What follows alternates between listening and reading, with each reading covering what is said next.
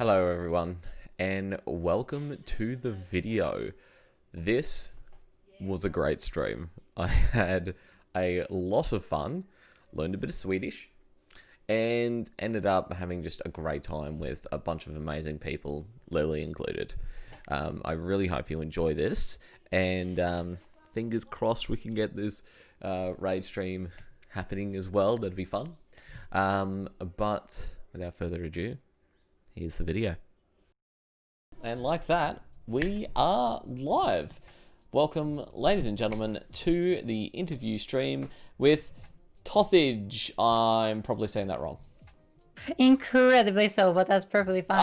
I've been saying it wrong this whole time. Most people have. It's also like it's always very funny to just hear people try and pronounce my name because it's so not compatible with like English pronunciations. How are you meant to say it? Tosthage.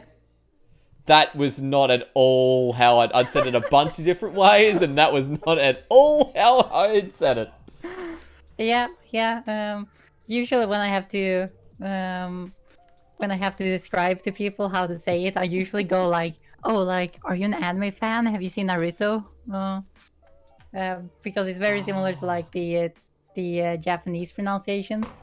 Right. Oh, yes, of course. Yeah, so it's like Hokage, Tosthage, kind of word.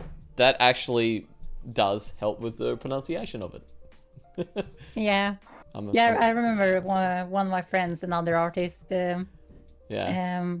asked me about how I pronounce it, and I just replied, "Do you know Naruto?" And she immediately went, "Yeah, I get it. I got it. I know exactly how it's pronounced." Okay, let's see if I get this right. Tosthage. Yeah, that's actually pretty good for the first time. Usually awesome. usually takes me longer to learn like the proper pronunciations there. I like Naruto. Yeah, that's fair.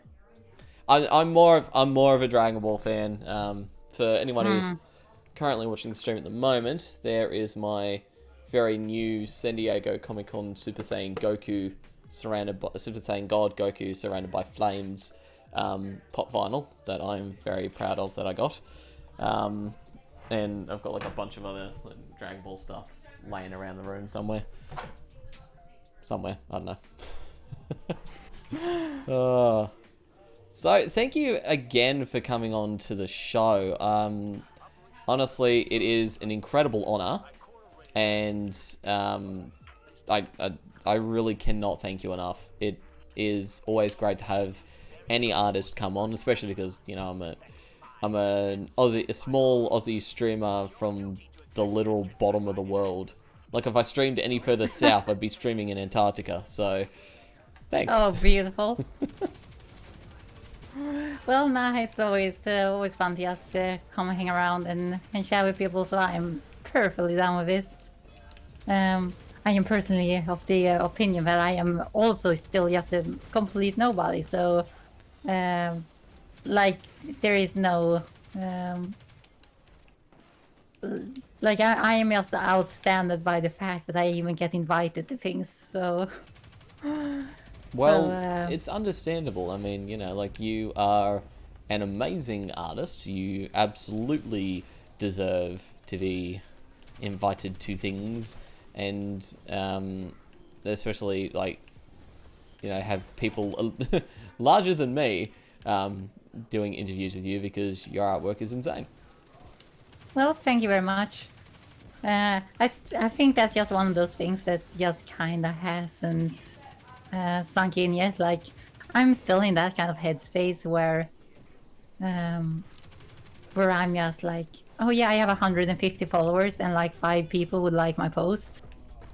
Hello, because like, yeah, and like, because like, I feel like my growth in the Destiny art community has been very, very fast. And so I'm still in that mentality of like, oh, if I get a comment, I am ecstatic. ecstatic just because someone wanted to say something about my art. And I think that's a pretty nice headspace to be in. Like even now when I'm like over 4.6 thousand followers or something, I believe. Because like I still get like just as excited as I used to get for every single comment and like. Well, you deserve it. It seriously, like, it's no surprise that so many people have followed you because, I mean, as I said before, and as I will probably say multiple times throughout this, your artwork is insanely good, and again, I'm very honoured that you've agreed to come onto the show. Yeah, I feel like it's gonna be fun. Well, to start off with, I need to ask, how did you get started off with art? What was the beginning for you? Was it something you always had like a passion for as a child, or did that develop over time? Yeah, so as far as I know, it around 23 years ago, I got a hold of a pencil. I was 2 years old at the time, and I just started drawing on whatever things I could see. And just never stopped. Like, yeah, just never stopped. Like even from like the very, very, very beginning, like when I was 2, what I started doing was I started getting like obsessed with drawing the things I love the most. So we actually, my mom still has in a box up in the attic a large box of just probably hundreds of pictures of whales. Because when I was 2 and 3, then I drew whales. Because I fucking love whales, and I drew all of the whales. They weren't very good whales, but I drew all of the whales. So was there any particular reason as to why, or was that just whales? I think I had just seen a whale and thought they were cool. Fair enough. And I got like a little bit older, around like 4 years old. And then I discovered, holy shit, like 65 million years ago, we had whales on legs and with big teeth. So then I started drawing dinosaurs. Oh, that's amazing. And then I drew nothing but dinosaurs for like years. How old were so you we at have the an time? equally sized. That was probably around like 3-4 years old when I started drawing dinosaurs. Right. And that stuck into probably when I was 6. And that's when like things started getting serious, you know, because that's when I started watching Digimon. Ah, classic. Yes, absolutely. And I fell in love with Digimon, and that's like really like that's where my entire careers came from. Like that was the start of the entire thing. Oh like, no. yeah? Did you see the maintenance notice that just showed up? Oh, don't worry about it. It's back in maintenance. We'll be fine. I hope so, because that has happened to me before. we are supposed to be kicked to orbit or to login screen, but we are supposed to just be able to log right back in, so it should be fine. Oh, good. Anyway, continue. But yeah, so I started drawing Digimon, and like I started like most people that start drawing fan art do, and just paint the characters and try and do it as good as you can and all that stuff. Right. But this is kind of where my creativity started to bloom, because I started making my own Digimon. Oh, really? Yeah, so it started with like me combining things from different Digimon together. And then I started doing like my entire own designs from scratch and stuff. So basically Guilmon from tamers.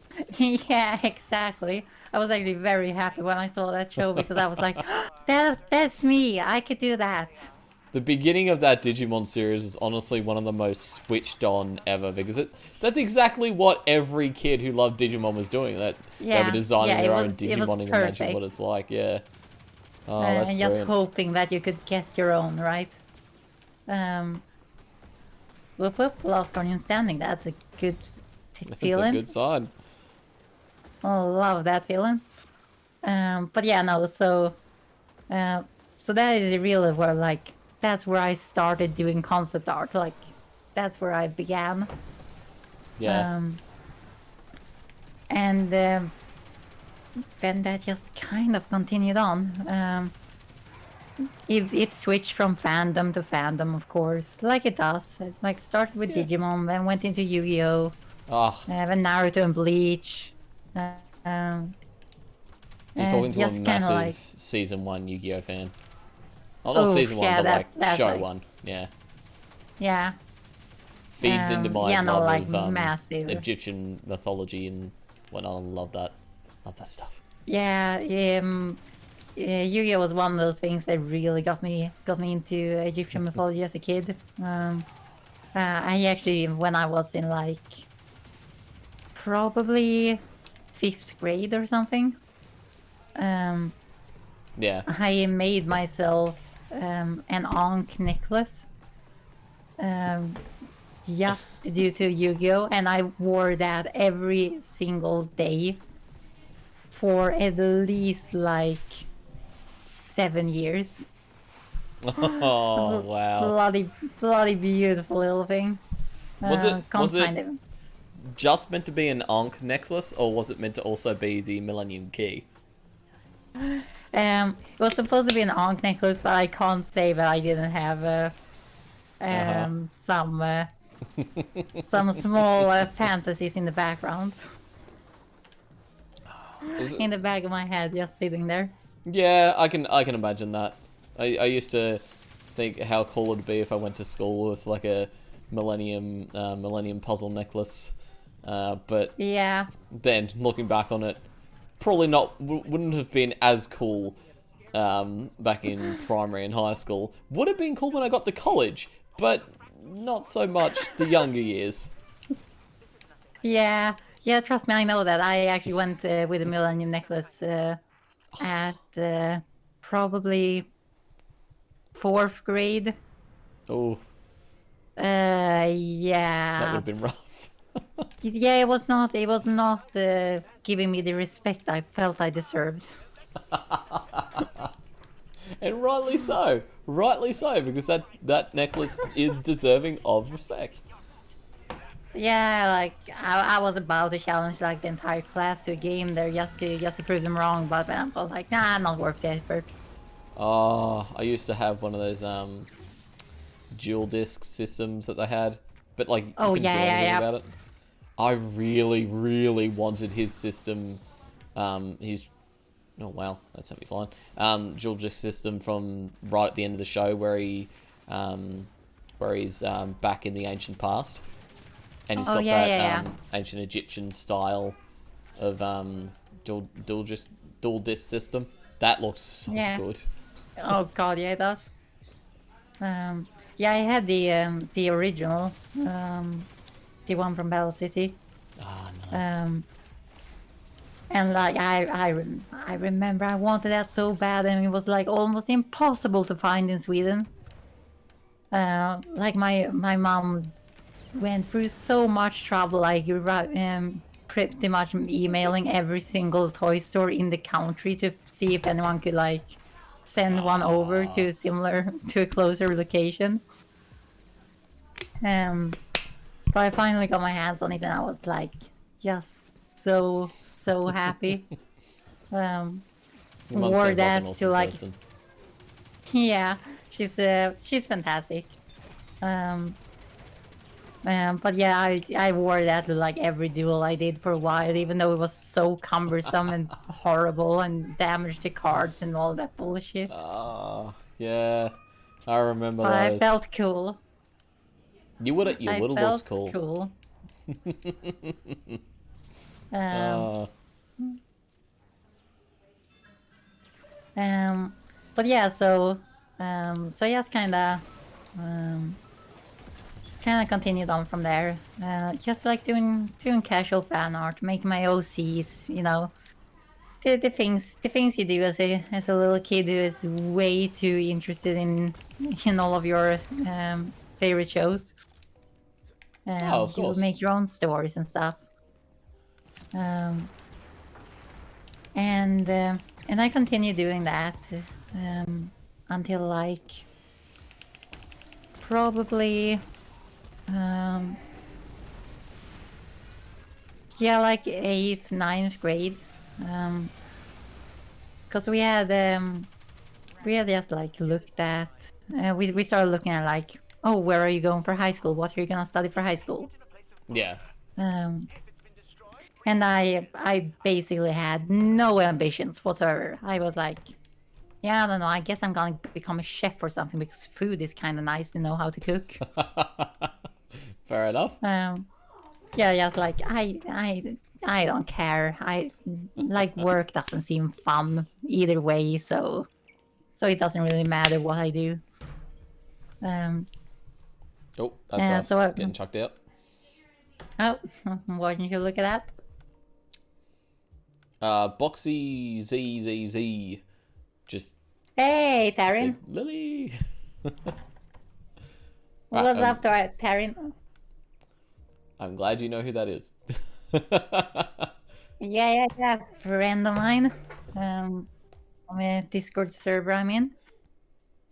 Nice. Work. That's fun. Just getting ready for work. Indeed. Isn't this really early for you? Let's have a look here. Let's see. These questions. Yes. Let's see here. Yes. So we've got a question from Flawed Awoken Hunter. She has said, "When is Lily going to marry me?" So, well, that's to the stage for you. Well, I know you probably aren't here right now because you're probably asleep. But if you're watching this in the VOD, I have already proposed to you several times. So just say when. I will come over. I'm sure my girlfriend will be perfectly fine with it. Oh, that's sweet. Oh, she's got that's another one, by the way. Rain. You had the at, I do not, because I never remember ads. But Flo the Woken Hunter, right? Yes. She is also a good friend of mine and an amazing artist. Fantastic Destiny community artist. So if anyone, thanks for the follow, Evie Linsan. Right. Evelyn San, I don't know. Thank you. I'm hoping to get her on the show soon, actually. Flawed, Rain, I should say. Yeah. We'll see how that goes. And she also has another question for you. Does she have to draw more Ada? Of course she does. Like that's like baseline, not even a question. It is absolutely required. Yeah, like there is no one who draws Ada like she does, and that is actually the reason why I have proposed to her several times. Every single time has been after an Ada piece. Cause like, Ada is a thick girl. Ada 1 is Beta 1. Ada 1 is Beta 1, yes! Always been. I've never heard that before. That's brilliant. Oh, I love that. It's become a pretty common phrase around my Twitter profile and my friends. Ada 1 is Beta 1. I love that. Is she Ultimate Destiny Bae for you then? Yeah, she's like the Nice. waifu. Nice. Like there is no one. There is no one better. There's this thing, this little like custom on my Twitter account, which is basically I will Right. always retweet Oh my Ada1 god. Oh, always thank you for that. every single time. It's just received a donation from was it Lucas, and what did it say? Oh, I lost it. No, I lost it. No, I lost it. Ah! It said I think it said Ada1 with a brave color scheme. I've lost it entirely. That's annoying. But that is the thing. Ada1, but with a trans color scheme. Oh hell, fuck yeah! That would be amazing. Yeah, no, I'll draw that shit for you. Honestly feels like Ada1 by this point because she spent so much time as an EXO. She just seems like the ultimate non-binary character. Yeah, absolutely. I can definitely see that. She's like, oh, she's one of my favorite characters of all time. Like, both like in her appearance, in her mannerisms. Cause I love how she goes from like super cold to like being more and more embracive of the Guardians. Little girl wants to say goodnight to everybody. Can you say goodnight? Aww. Good night. Night night. Oh, that's adorable. Yeah. High five. High five. Yeah, good job. Fist bump. Alright, good night, my love. Night. There you go. Right, that's her. Alright, time for me to head to work. Boxy's is heading off to work. So he says goodbye. Yeah, have a good time at work, Taryn. Indeed, hope the workday goes quickly for you. So you can get back to Destiny and get on the grind. Oh, Not about hell that yeah. Solstice grind. Not about that Ada grind, at least. Oh yeah, Not in the PG version of Destiny, anyway. I'm waiting. I'm waiting for the very, very triple X rated version of Destiny to come out at some point. Someone's gonna make it. It's gonna happen. Yeah. Like being a member of the art community and being an outspoken Lud fan. I've seen a lot. Thanks for the follows, yeah, no, guys. like, so good. Thank you so much. I have seen the lewd. It's all about that lewd. It's good though. It's good. But yeah, no. So like when it comes to like Ada, she's just fantastic on every level. Like even if you just look at just the lore implications of her, it's so fascinating. Like what that implies for like the Braytech exos, that she has never been resetted. Just having her as a character that has been like alive and awake and has memories from the golden age, even though she was very young at that time. That's like crazy.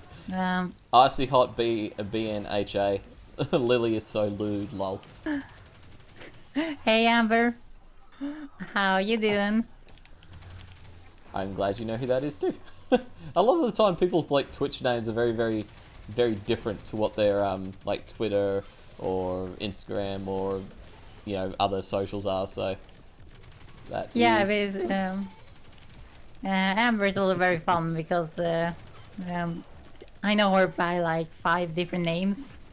Oh right. So like it's Icy and Haley. Welcome to you as well. Oh, Ninja Box When am I- 757. Yeah. When am I not talking about Ada? When am I not talking about Ada? Oh. But yeah, no, it's kind of fun because Icy is used to be a regular when I was streaming. Oh, nice. And it's like Icy Hot Boku no Hero Academia. So I assumed it was based on Todoroki from My Hero Academia. Right, of Um, course, yeah. yeah, so I gave her the nickname Todoroko before I actually knew her proper name and stuff. So yeah, she goes by a lot of names, for me. Oh, I cannot wait for season 5. It's gonna be so good. Oh hell yeah, it is. I've I'm I was just gonna say that I may have peeked ahead in the manga, and and now I kind of wish I hadn't, because I'm really keen to see what this is gonna look like in an actual anime yeah. form. Yeah, no, absolutely. I am reading the manga myself, and I'm just sitting here for all of the people like watching the anime, and like just so excited for them to experience what is coming ahead. Cause like Actually, that show just continues getting better and better every goddamn season. It is really one of the best modern animes that's out there. It absolutely deserves its spot as one of the best shonen ones currently streaming at the moment. I can get that. I can get behind that easy. And like I'm very very impressed with it as well, because it is kind of a very generic shonen premise. And yet they have managed to execute on it like so perfectly. I love the idea of, like, you know, people just start getting born with these quirks, and that and they've developed that, like, over time. More and more people are getting born with more and more stronger quirks with every generation, and the way that's translated into superhero society. But like, it's really really interesting, and leads right into one of our next questions, which is any shows, cartoon or live action, that you've been watching recently that you love. Well, I don't really watch shows anymore. I generally, pretty much since I started the university, I kind of stopped because I didn't feel like I had like the time to sit down and watch a show. That's why I'm reading a lot of manga instead. But the most recent things I watched was probably Megalobox. Okay. Which is an anime on Netflix. It's fantastic. I highly recommend you watch it if you like a little bit more like that old school style. Because it's a cyberpunk boxing anime. Right. And it's it's like drawn in like that old style of like 90s 80s anime. Ooh, I do like that. Yeah, it looks fantastic. It's similar to like the Dragon Ball Super Broly art style. Yeah. Okay. Cool. So like that. So like that's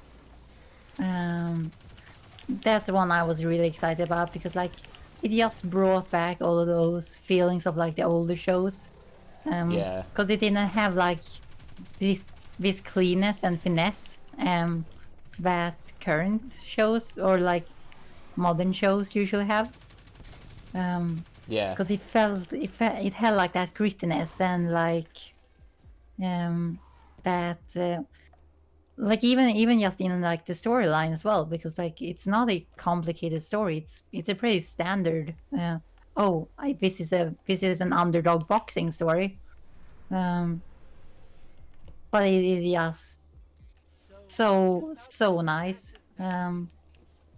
Righto. Then before that, I probably watched Violet Evergarden, also on Netflix. I have heard about that actually. I've been meaning to give that a bit of a watch, just never really got around to it. Yeah, there's just such a nice, heartfelt story. It's actually one of those where I watched the trailers for it and got really excited, Yeah. And then I watched the actual show, and the show isn't actually what the first trailers portrayed it to be. Ah, right. Because the first trailers portrayed it as like this cool action shonen show. Okay. Because they had like, yeah, they have this girl and she has mechanical arms, and she's in one of the trailers, she's running around with a scythe and killing people. And they had like these war scenes and stuff. So I was expecting that kind of show, you know. But then I actually watched it, and it's a post-war show, and it's about her as a child soldier, how she adapts Right. to peacetime. Oh, wow. That actually sounds really interesting. Yeah, Wow. it's a fantastic he's glitched story. out again. And I highly recommend it to anyone who hasn't seen it. It's a very, very moving story. Right, well.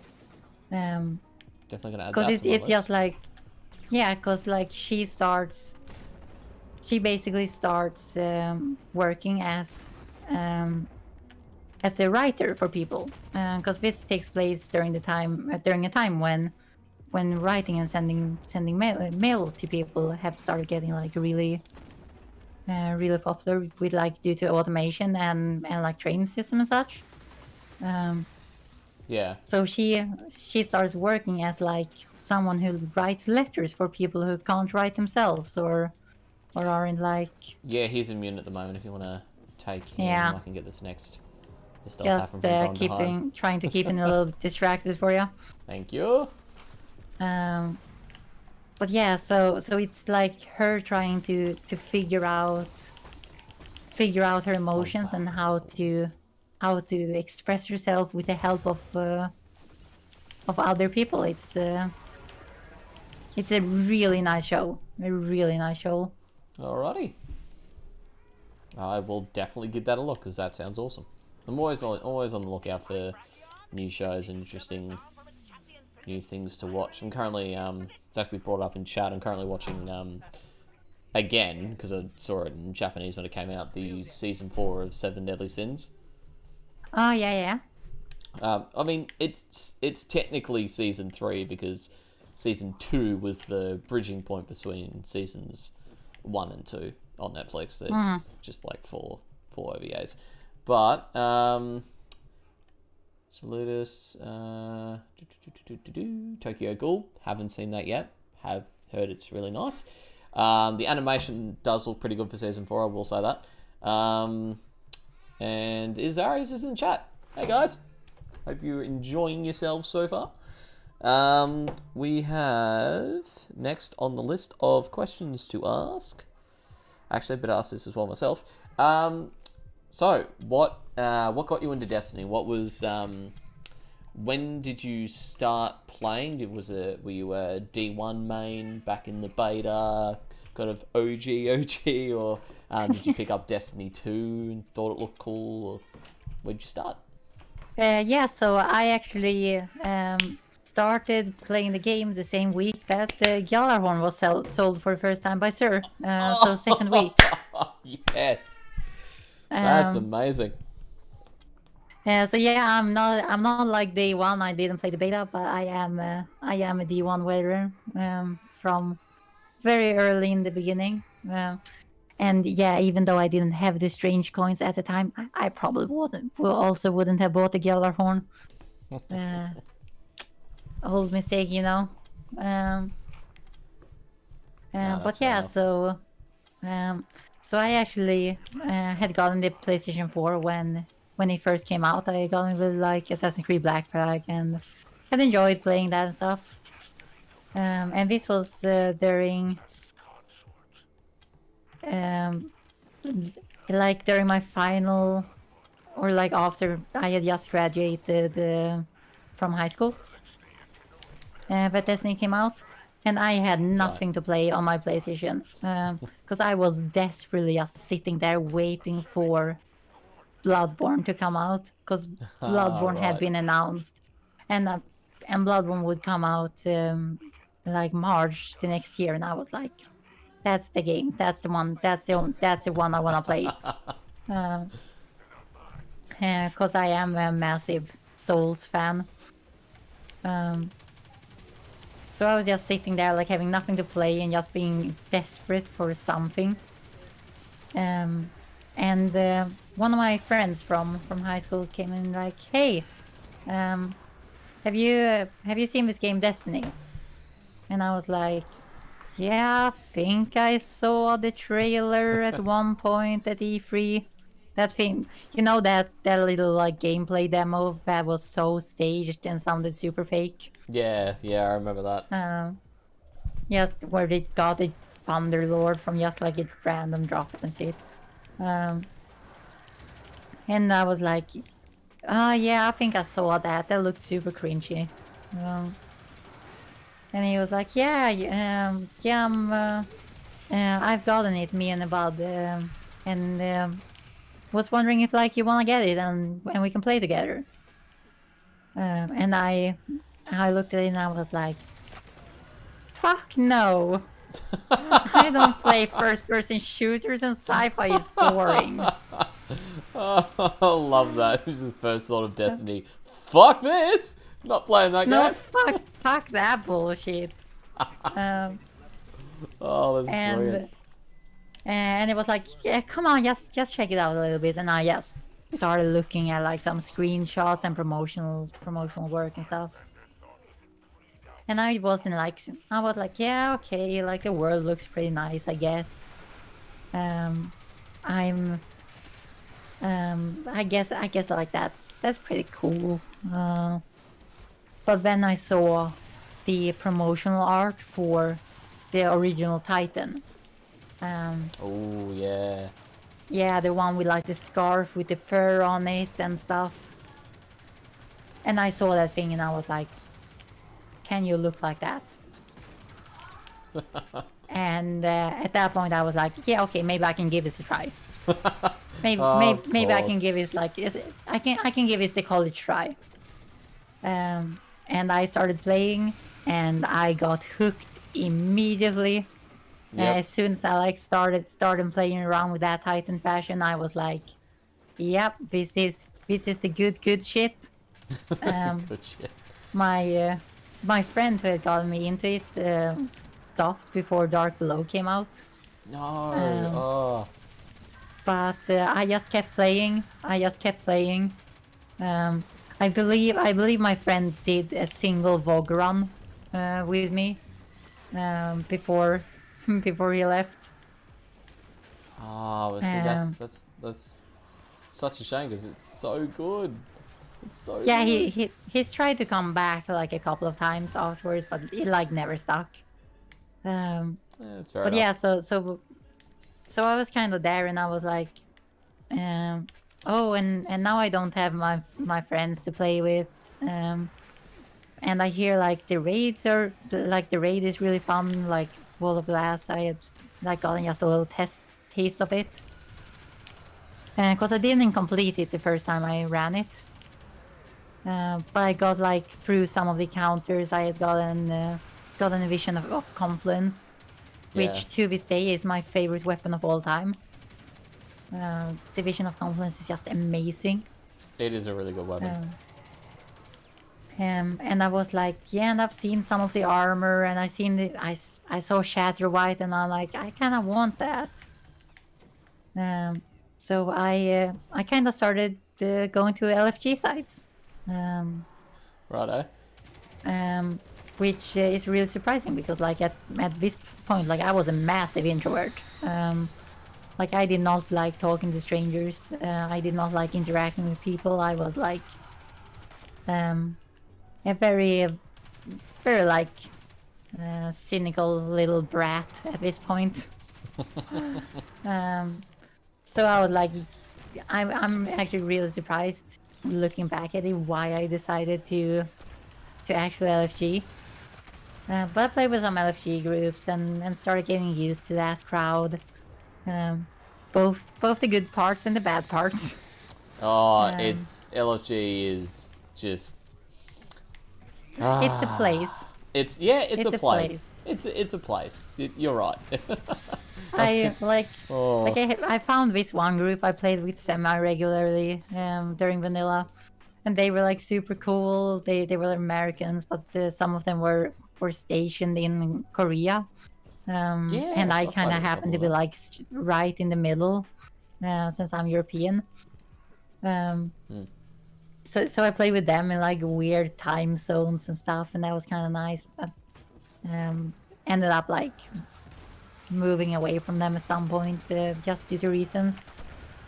But then Dark Below came out, and I played that super hardcore when that first came up. I power leveled as much as I could. So I was one of those people in just standing around having like really high power really early. Nice, nice. And you know how it used to be like back in the D1 days. If you're standing around in the tower with like Shatter White on and a high power level, you would get like just strangers sending you a DM being like, "Hey, you wanna do this raid?" Oh, I Um, remember those days. yeah, like that. That's like fantastic. I don't feel like I get that anymore in Destiny 2, and I really don't know why. It's a different Um, game. Like yeah, I think it mainly centers around the fact that it's too easy to get to high power level very quickly these days. yeah, I Especially can with see the that. artifact, but like even just in D2 in general, I don't know. People are more Yeah, like the connected. power level doesn't really Yeah, have that prestige to it anymore. it doesn't matter as much anymore. Like Yeah, unless you're trying to, well, yeah, unless you're doing trials, trying to sweat it out in trials, trying to sweat it out in 9 banner, or trying to do like like grandmasters, your honestly. grandmasters and raids and stuff like that. If you're not already at that level, you like, it doesn't really matter that much. Yeah. Um, but yeah, so I got contacted Ooh, by hello, Nero Viking. um, Good to see you. hey Viking, how you doing? And Grandiflora Butterfly. Hello, hello, Ooh, hello. Good to see bunch of new you. people in chat. Yeah, it's good to see. It's like having new people Um, in. but yeah, so I got a DM from this one guy, and he was like, "Hey, yeah, the new raid Crow's End has just come out, and we're looking to play it, and we saw your name and we thought you were probably Swedish. Uh, Right, okay. uh, and like wondered if you wanted to give it a try." And I was like, "Yeah, I haven't played it yet, so let's give it a try." Uh, Oh, and and those people became my clan, and I have been playing with them ever since.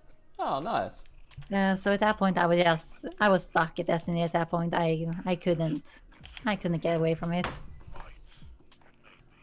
Well, the inevitable question has certainly come in.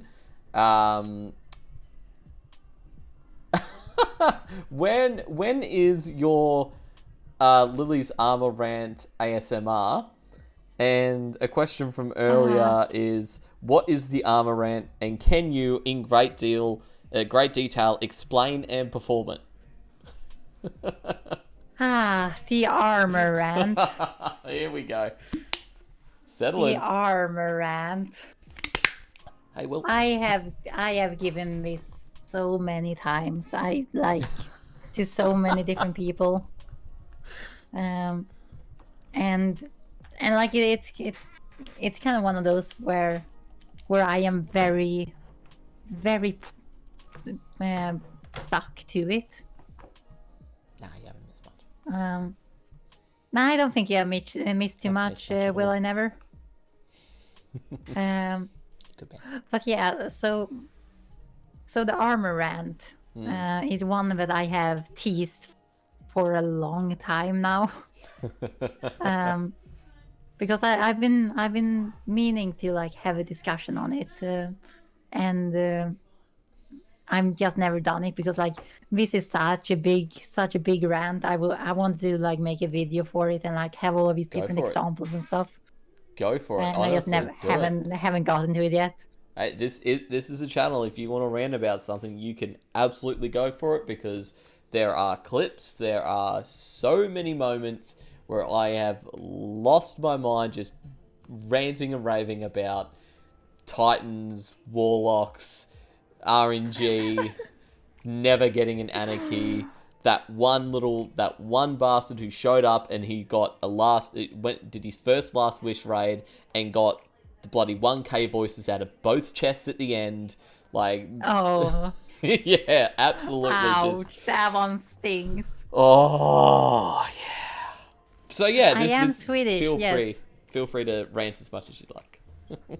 Yeah. So basically, this is a big rant about my opinion on armor in Destiny 2, and it's a little bit more nuanced than that. It actually comes down to um, uh,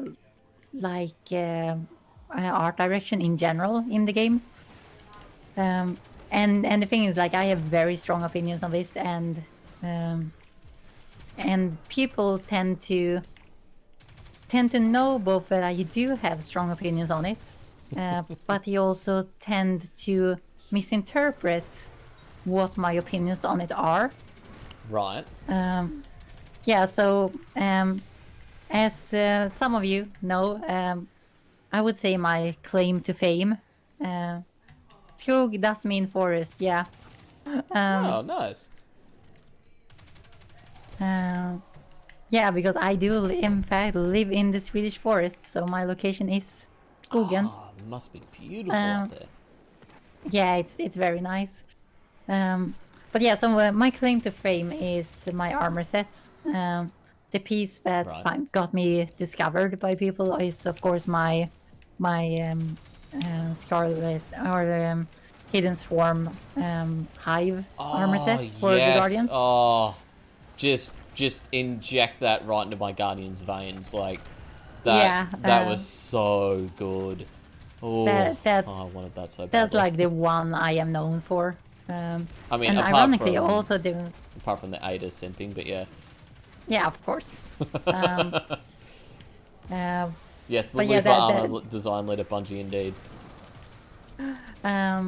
But yeah, that armor set is the one I am known for, but also the one that, ironically, I am also the most unknown for, because a lot of people see that, and a lot of the people that follow me have seen that armor set, but do not know that I made it, despite being long-time followers of mine. Oh, that's a shame. Like every single time I share something about it, I always get a ton of people being like, "Wait, if you did those?" You might have to set up a recurring, like, monthly reminder. Oh, by the way, I did this, and here's other stuff that I've done. So, and like, I get a lot. I get so many comments that are like, yes, this is what Destiny needs. This is the kind of fashion Destiny 2 needs. Like, this is when armor looked good. And people tend to think that I have that same opinion on armor, but like, yeah, that they like oh god, what was it called? The Age of Triumph armor sets. That those were like the peak of Destiny. And a lot of people like comment that kind of stuff to me, because they think like a lot of the armor sets that I do are very similar to the kind of stuff you would see in Age of Triumph. Yeah, that's like true. These very heavily themed enemy armor sets and stuff. So a lot of people comment like, yes, we should go back to the armors of Age of Triumph. But this is actually not an opinion I share. And this is one of those things that I will probably, and in the past have also gotten quite a bit of let's say, disagreeing opinions about. Right. But I actually think that Age of Triumph ruined Destiny, fashion-wise. Okay. Okay. Because Continue. I hear a lot of this like discussion of like, oh yeah, armor in like raid armor doesn't look cool in Destiny 2, and raid like there's no prestige to the Destiny 2 armor and stuff, and a lot of this is like based, and they say like, yeah, if we just would have gotten like armor like the one we got in Age of Triumph, then it would have been fine. Yeah. I, on the other hand, am of a different opinion. Right. Because what I believe is not actually that raid armor in Destiny 2 looks any worse than, or any less unique than raid armor in Destiny 1. Like, just looking at it as an objective, like, game art, concept art level, because I am a trained concept artist. So I like looking at things like with that analytical, Of course. like art analysis view. And the thing is, like, most of the raid armor in Destiny 2 is on the same level as the Destiny 1 stuff. Like, it just is. There are, of course, like, some things that could be considered exceptions. Eater of World Titan comes to mind. Yeah, I will agree with you on that one. And honestly, like I, was it? It wasn't. No, it was Scourge of the Past. I like a lot of the Scourge of the Past stuff. Like the blacks and the Yeah. reds always look really nice to me. Yeah, Always a good and color and it's like combination. nice themed stuff and looks very very unique. The original Um, Callus Leviathan armor. Yeah, Yeah. the whites and the golds and the purples again. Yeah, I love that kind of stuff. yeah, Looks good. suits very well. Actually, let's just sneak some in from chats to just break up the rant a little bit. Yeah, go for it. Favorite looking raid set? That would probably be Yeah, Zarius. Yeah. probably it's the good. original Void or Vogue set. Is probably my favorite, so I'm excited to see that one come back. Well, it'll be interesting to and see you- what they do with that, you know, like... Yeah, and you will actually hear why that is my favorite of them soon, because that's part of the rant.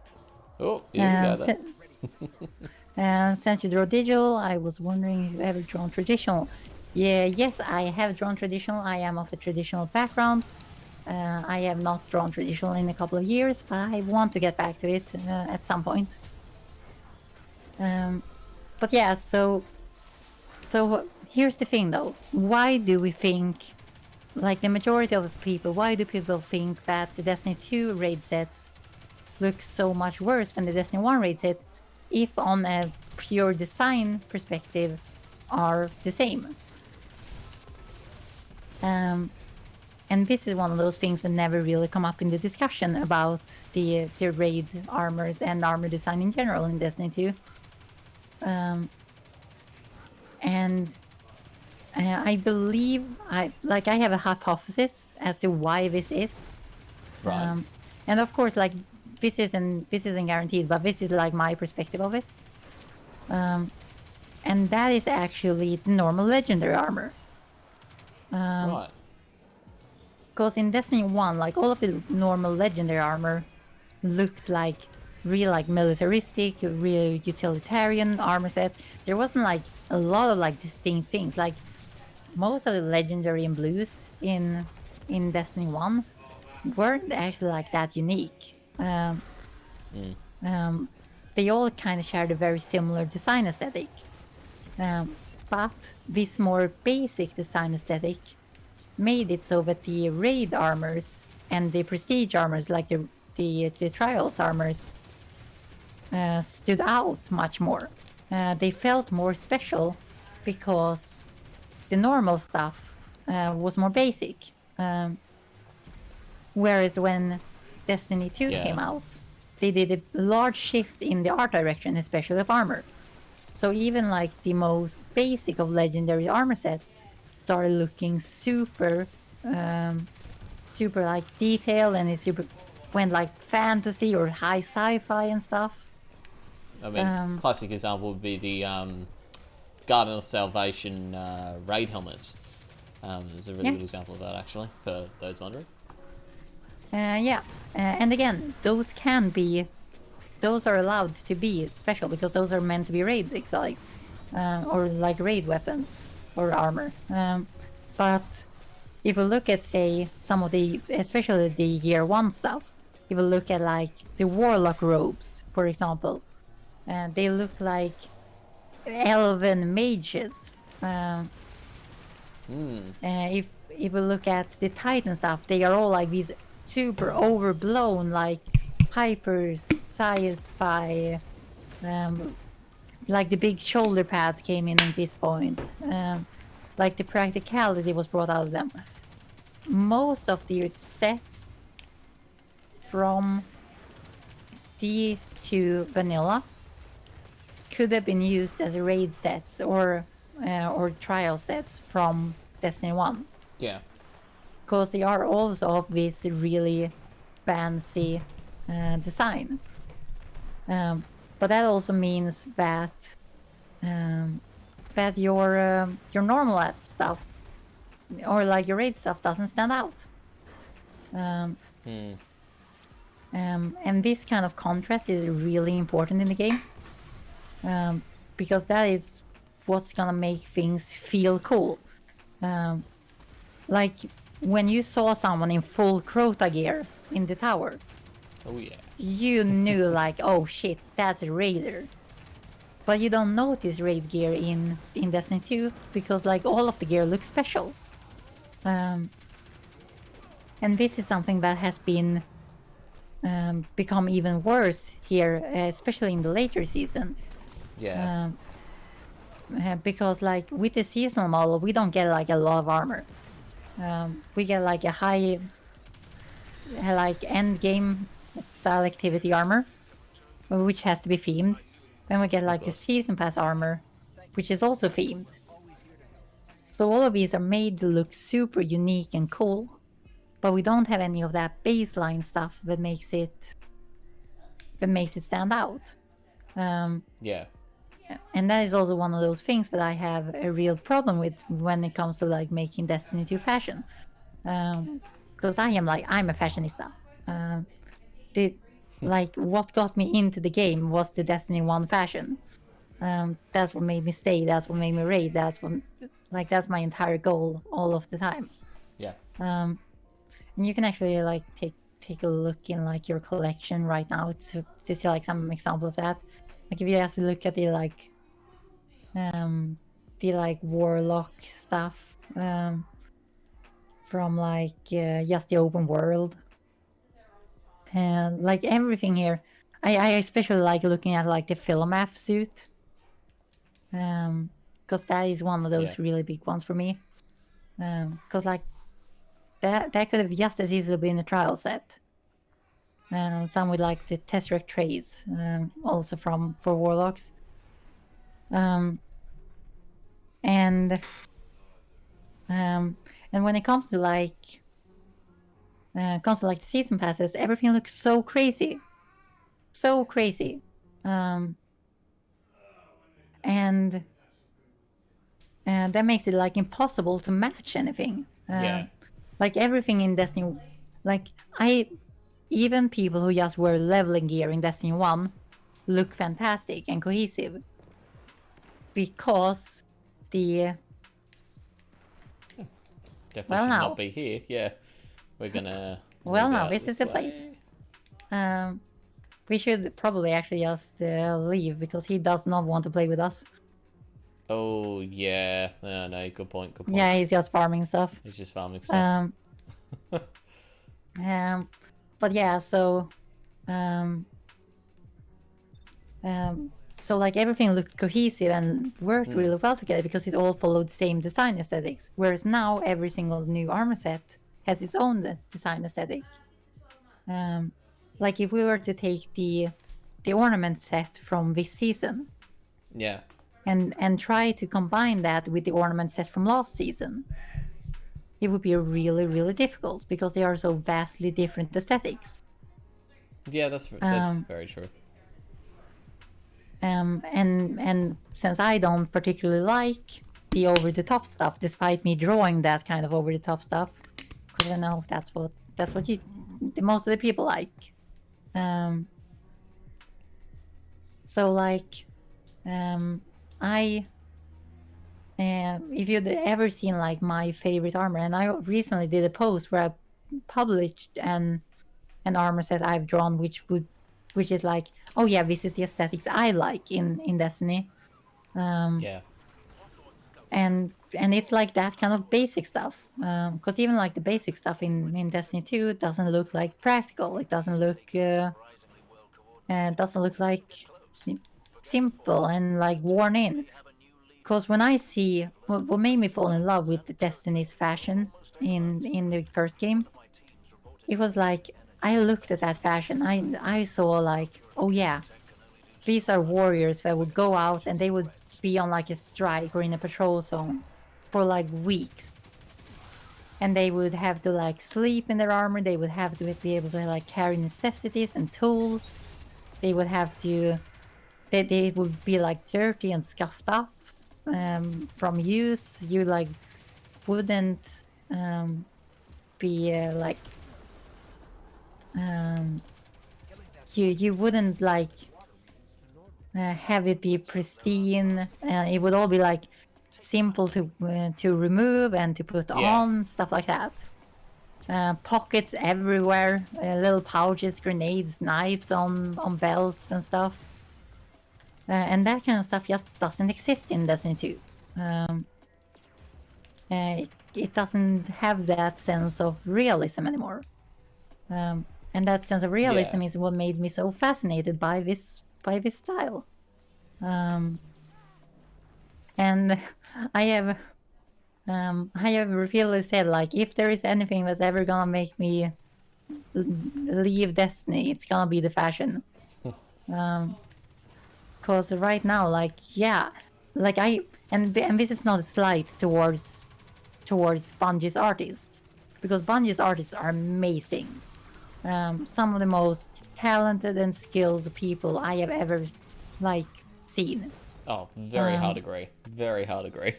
And that's why I hate it when people use my stuff to shit on Bungie artists. Because that happens a lot. Because like I want to work with those people. Those are like my idols. Thanks for the follow, Ninja.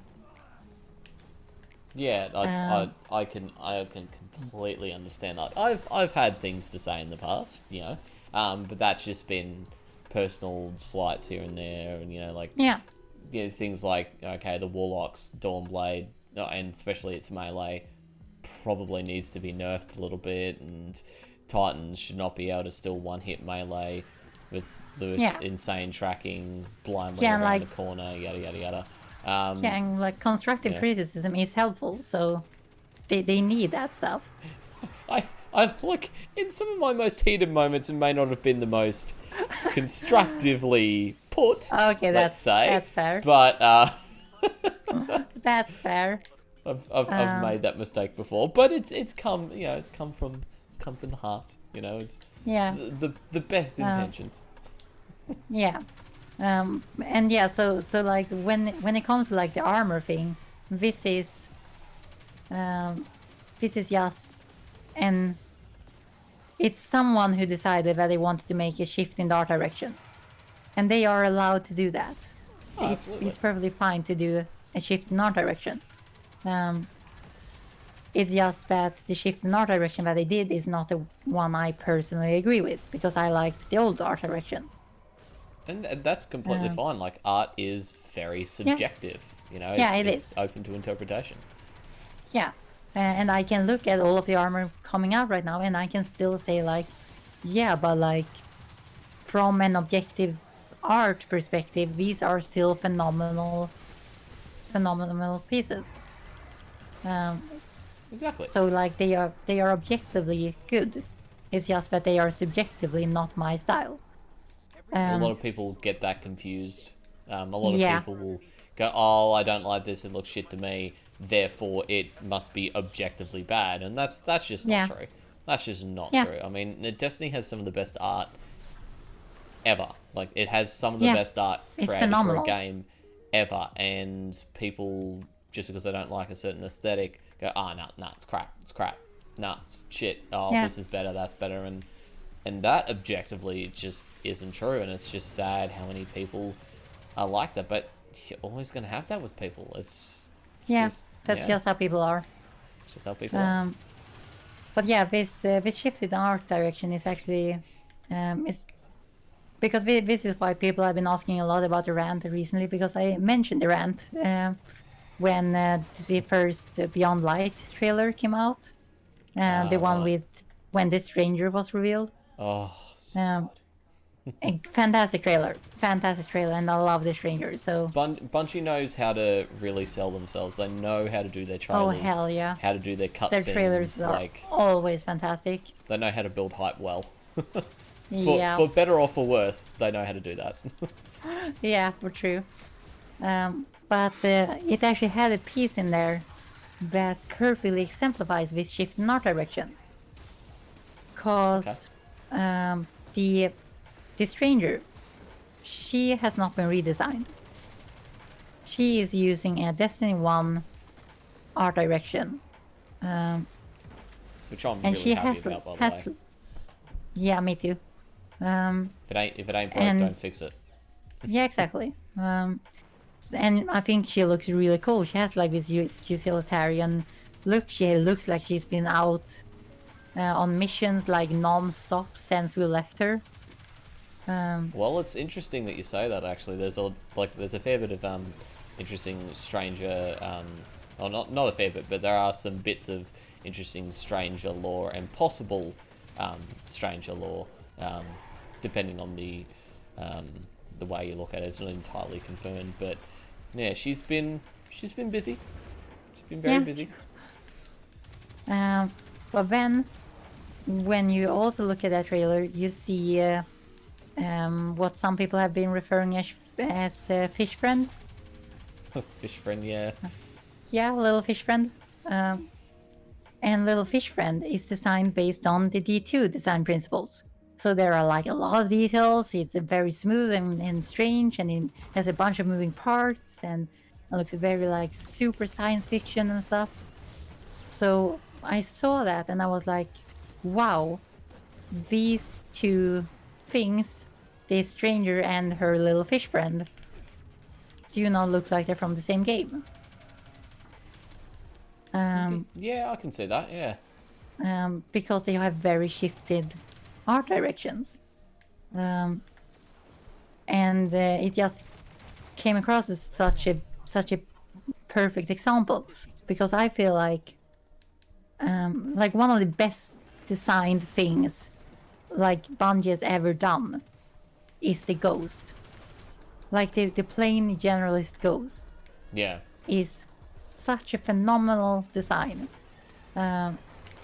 Like it is instantly recognizable as a ghost. It's instantly recognizable as Destiny, and it's super simple, but it's so unique. Like I don't know who did the concept art for a ghost, but like kudos, because that is one of the most impressive things I've ever seen. Because that is difficult. That is so difficult. Bubble punch and sword, hell yeah. Titan all the way through. Always. I've got to love the fact that like Bungie really lean into the memes, because the fact that they made the cowboy ghost a reality is just so good. It is. Yeah, it's fantastic. No other game company would do that. I've never seen that before, and they just like, nah, screw it. We're just gonna do that because it's funny, and people are gonna buy it, and people have bought it. Yeah. So Yeah. good on them, you know. True, Haley. I did forget about the ghost. The ghost. But yeah, so when there is like, when I look at Fish Friend, I see, oh, this is what they would have designed the ghost as if they had designed the ghost today. Yeah, you're probably right, actually.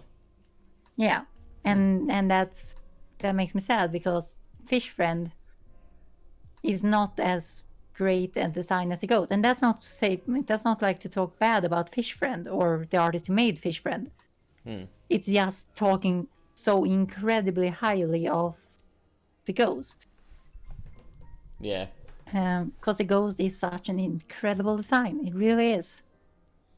And yeah, like that's basically where the entire thing of the armor rant comes from, and why I'm really excited about the Vogue armor coming back, because compared to everything in Destiny 2, the Vogue armor actually looks like one of the old Destiny 1 legendaries. Yeah, the Volta Glass armor is really nice. I am excited to get that back. It's gonna look really, really good. And I missed a little bit of chat while we've been talking about this, so I just want to quickly go back. Yeah, that's the problem with the rants. Let's bring in some chat questions. Bring in some chat. By the way, thank you, Ninja, not only for the follow, but also for linking Lily's armor into the chat, because it is awesome.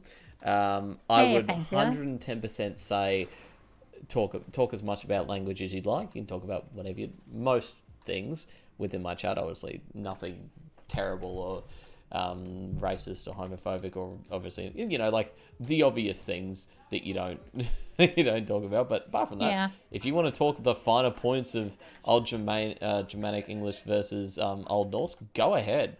I'm a nerd. I'm down for that stuff.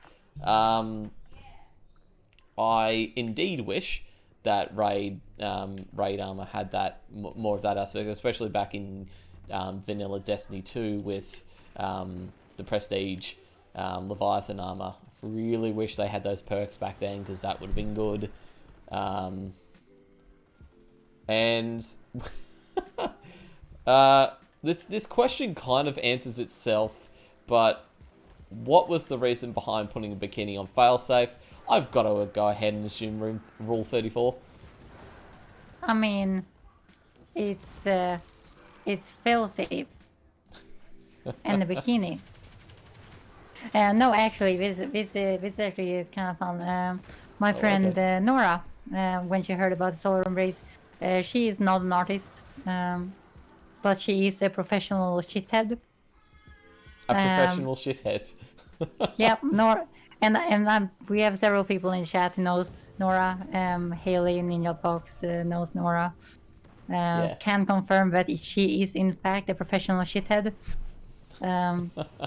She has in the past abused my love for Ada for making me retweet a stick figure with a picture of Ada's face posted over it. Oh, that's mean. But yeah, so when she heard about me organizing the Solar Embrace, which for those of you who don't know is a summer scene for a bunch of different community artists in the Destiny community, and it will be out hopefully by the 16th, if I can just get my thumb out my ass and actually finish it. But yeah, so when she heard about that, she basically just said, "Hey, so is anyone gonna do failsafe in the bikini?" And I thought, oh yeah, that's pretty funny.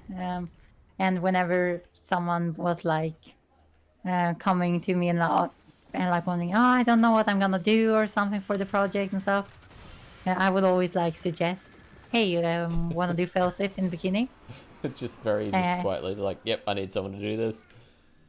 And everyone has just said, haha, funny joke, and then they have moved on. Oh no.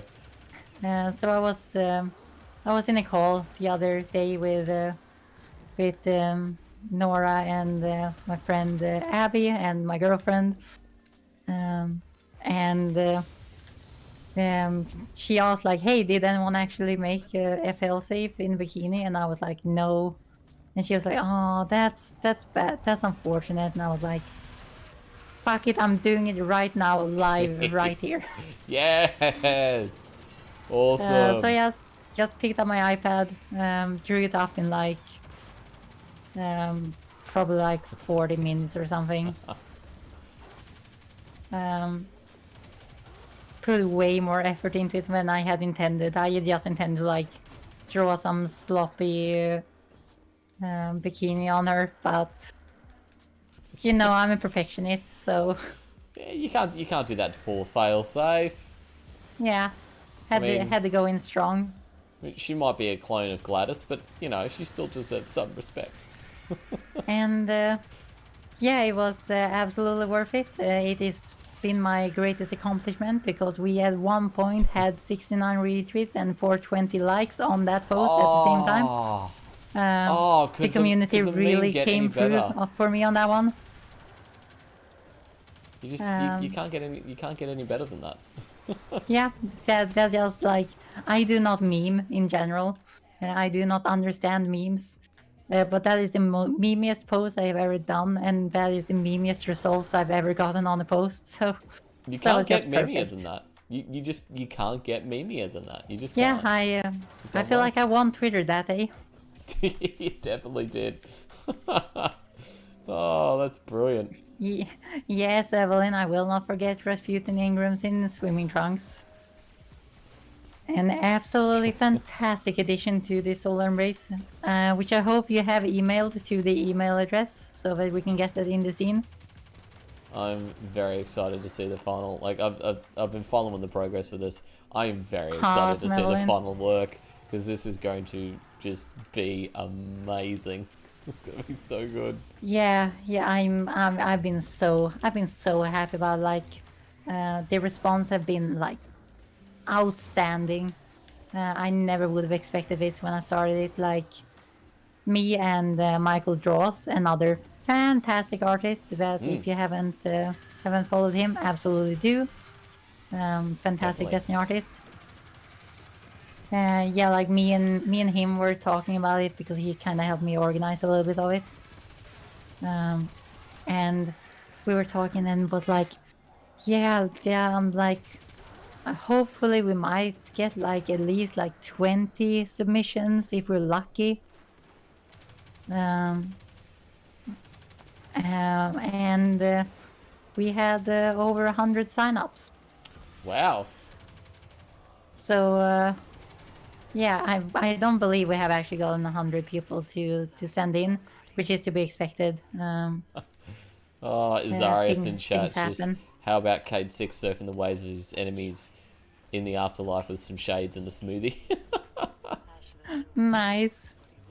just a Motorola Yeah, I smoothie. feel like there would have been several people who want to do that. That's actually a good. Oh, I here we have go. not seen too much Kate stuff. Well, yeah, Grandiflora Butterfly in chat. I kind of wished I had done something in hindsight. Maybe she could do Well, the I mean, I am. K6. Yeah, just go for it. Like I am procrastinating the crap out of this thing, so you probably still have time. Oh, there you go. You've got your projects. Yeah, just go for it. And still, like, even if you don't make the deadline, well, you can't make the deadline because it's passed. You are still absolutely free to just make it and use the hashtag Solar Embrace and tag me in it, and I will help promote it. Oh, you have to. If you're gonna do that, you have to draw him with a large, chicken-shaped bulge coming out of his pants, and just be like, "Ah, that's where the kernel is." That's where the kernel is. We all know Kate as the biggest rooster in Destiny. I would have used different phrasing, but that's also me. So. That's the But benefit yeah, of being an EXO. You can have attachments. yeah. Oh fuck. and then there's also like there is nothing like concrete about this, but there have been some small talks about getting some printed out for GCX next year. Oh, that's a really good idea. To be able to sell either for like charity or give out non-profit. Like this is just like small things, so don't expect this to happen, especially since I probably won't be able to go myself.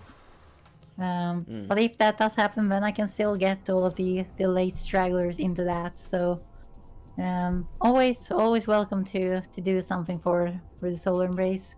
Ghost sunbathing, not a bad idea. I like the idea of that. Guardian's just off somewhere in the distance, like getting killed, and the ghost is like, "Nah, this is my day off." Just Yeah, I'm just chilling today. I love the I love the idea of the ghost just being incredibly independent, going off and doing his own thing. But like, I had this like idea in my mind of Ghost just looking at his guardian doing something, going, "Nah, screw this. I'm taking a day off," and then bopping away while I'm not sure if I'm sure most of you guys would have seen the live action Japanese trailer for Destiny 2, how it had the dance battle between the Warlock, the Titan, and the Hunter, and how the Ghost just starts playing the music and like pulsating. I can just imagine Ghost just starting to play its own music and just waltzing away. It's like, nah, I'm off the clock. Not bothering today. Yeah, exactly. Oh, I would love to see that. Yeah. Oh, did I miss anything else? World's largest kernel. Pride class items, Rainbow Hunter cloaks and Rainbow Titan masks would be a nice thing for Pride months next year. Some really good ideas there. Oh yeah, no, that Rule 34 ribbon is terrifying, and it is not good. It is not good. Never look that up. Which one of them? All of them. That's right. It's so wrong. It's so wrong. That was actually the very first piece that got sent in from for the Solar Embrace. Oh, really? Was actually a ribbon piece. Yeah. Oh, that's brilliant. From my buddy Methodos. Right. Did that real fucking fast. It's a very wholesome one. Like, it's not like they haven't humanized her whatsoever. I'm gonna need to head out so now. it's just her in a sun hat. Oh, see you, Neuro. It was good having you on the stream. I appreciate it, and yeah, have fun. Excited to see it. You know, I will retweet that Ada piece, Viking. You know I will. Just send it over to me. Right, well, I've got another question from Twitter here. And obviously this is going to be a answer in as little or as much detail as you'd like, if at all. But what's been some of the biggest struggles in your life, only what you want to share, that you've overcome and feel the most proud of? I would say, of course, like, I'm trans, and that's a pretty fucking big hurdle. Oh yeah, always. Absolutely. And like a lot of those things that comes with that. Thank you, Evelyn. Like all the dysphoria and all of the like social anxiety and pressure and stuff that has come with that is pretty great. Like, there are so many tough things going on with being trans, and both from society and from within. But I am like happy to say that like I have come to a place where I am. I have overcome that. Like, I used to feel horrible about myself. Used to feel like nothing in this world really mattered. because I felt so bad about myself. And this is actually one of the reasons why I probably got so into art, because that was a world where things could actually be good. You could actually be whoever you wanted. You could do whatever you wanted. You could create whatever you wanted. And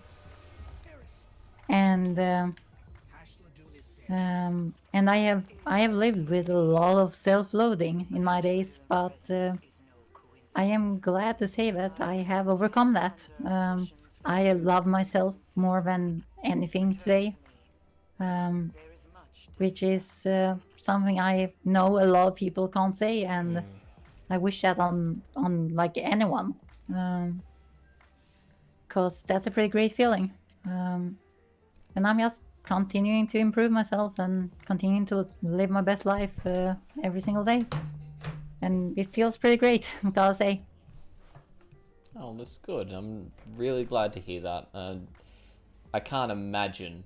I really cannot imagine what it would have been like for you to go through everything that you have. Pretty much no one who's not gone through that would have any idea.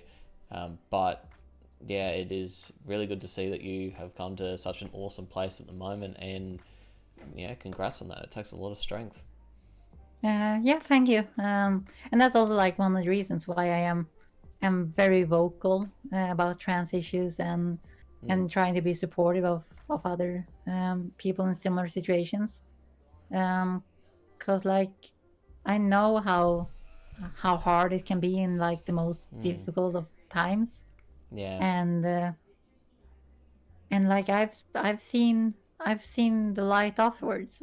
I've seen, because I've been at the place where I thought there was nothing good in this world, that there was no better place to get to.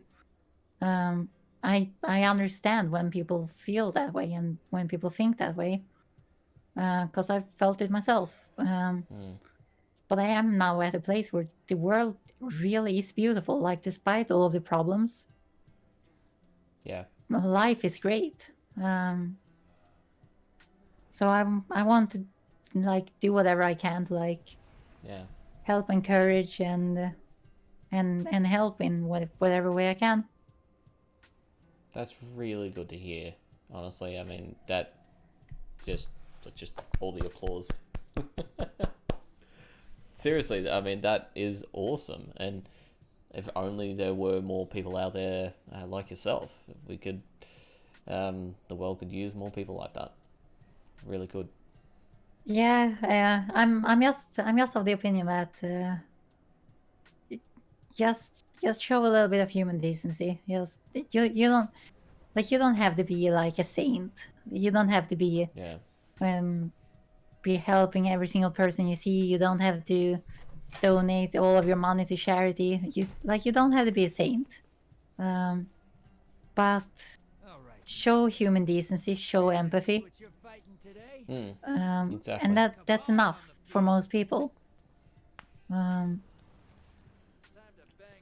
I mean, I always try to say, you know, do one kind thing every day, just one. Yeah. That's one is all you need to do, even if you are not the greatest person the rest of the day, even if you're shut away from the rest of the world. You do one kind thing. You send a nice message. You shout someone a coffee. You go and you donate money, or you do like I do and help people get their solstice armor done, or you do like you help them out with a raid or something, you know, or anything like that. It's do one kind thing, and if we all do that, then hey, you know, like we're gonna make a lot of people's days just that little bit better, and honestly, that is worth it. It's always worth it. Like if you make just one person smile a day, then that day was worth it. And I feel like a lot of people really underestimate how much impact something small can have. Exactly. Because like just the most minor things can do so much for someone. Like I still Yeah. I still get to the point where like if I get and like I pass really well as a woman. I I generally don't get mistaken as a man Right. nowadays. But even still, like just getting like and someone saying something like, "Oh, how you would you like a bag with that? Or would you like the receipt, miss?" Um, just like just like something as small as just using the correct like Pronouns. gender yeah, Yeah. like that would make my entire day just glow. um and during the times I felt really bad, um it it would do even more than that. So just like one nice comment, it doesn't have to be a lot. It can mean a lot to someone who isn't used to being treated fairly, isn't used to being treated kindly. Yeah. No, So yeah, I'm just not never behind you on that. stop trying being good. I know exactly the feeling. I mean, I kind of put it to the back of my mind most of the time.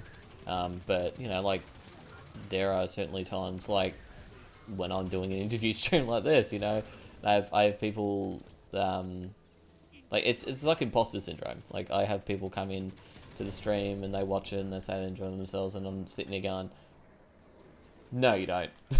No, you don't. Yeah, No way. yeah, that's a You know? classic. It's like, ah, how do people like this? But yeah, no, that's exactly right. Just that one kind comment can change everything for someone. You can never tell just how much of a difference those kinds of comments are going to make. And yeah, just in chat, Grandy, we got you. We got you. It does get better. You know, you Yeah. are a part of a community both here in the channel, but also in Destiny in general. That is the most kind, inclusive, loving, supporting community ever. You need help with anything, Destiny related or otherwise, yeah, reach out. There are so many people that are ready to listen, to understand, to help out, to just offer a kind word, offer Yeah. a Sherpa experience if you need it. You know, like it's a bunch of different things that people can do. But yeah, we got you. And apparently you put up a post earlier today that I did see. I did absolutely love that. That has really affected quite a number of people. So yeah, a few people in here saying thanks for that. Yeah, nah, absolutely. Like,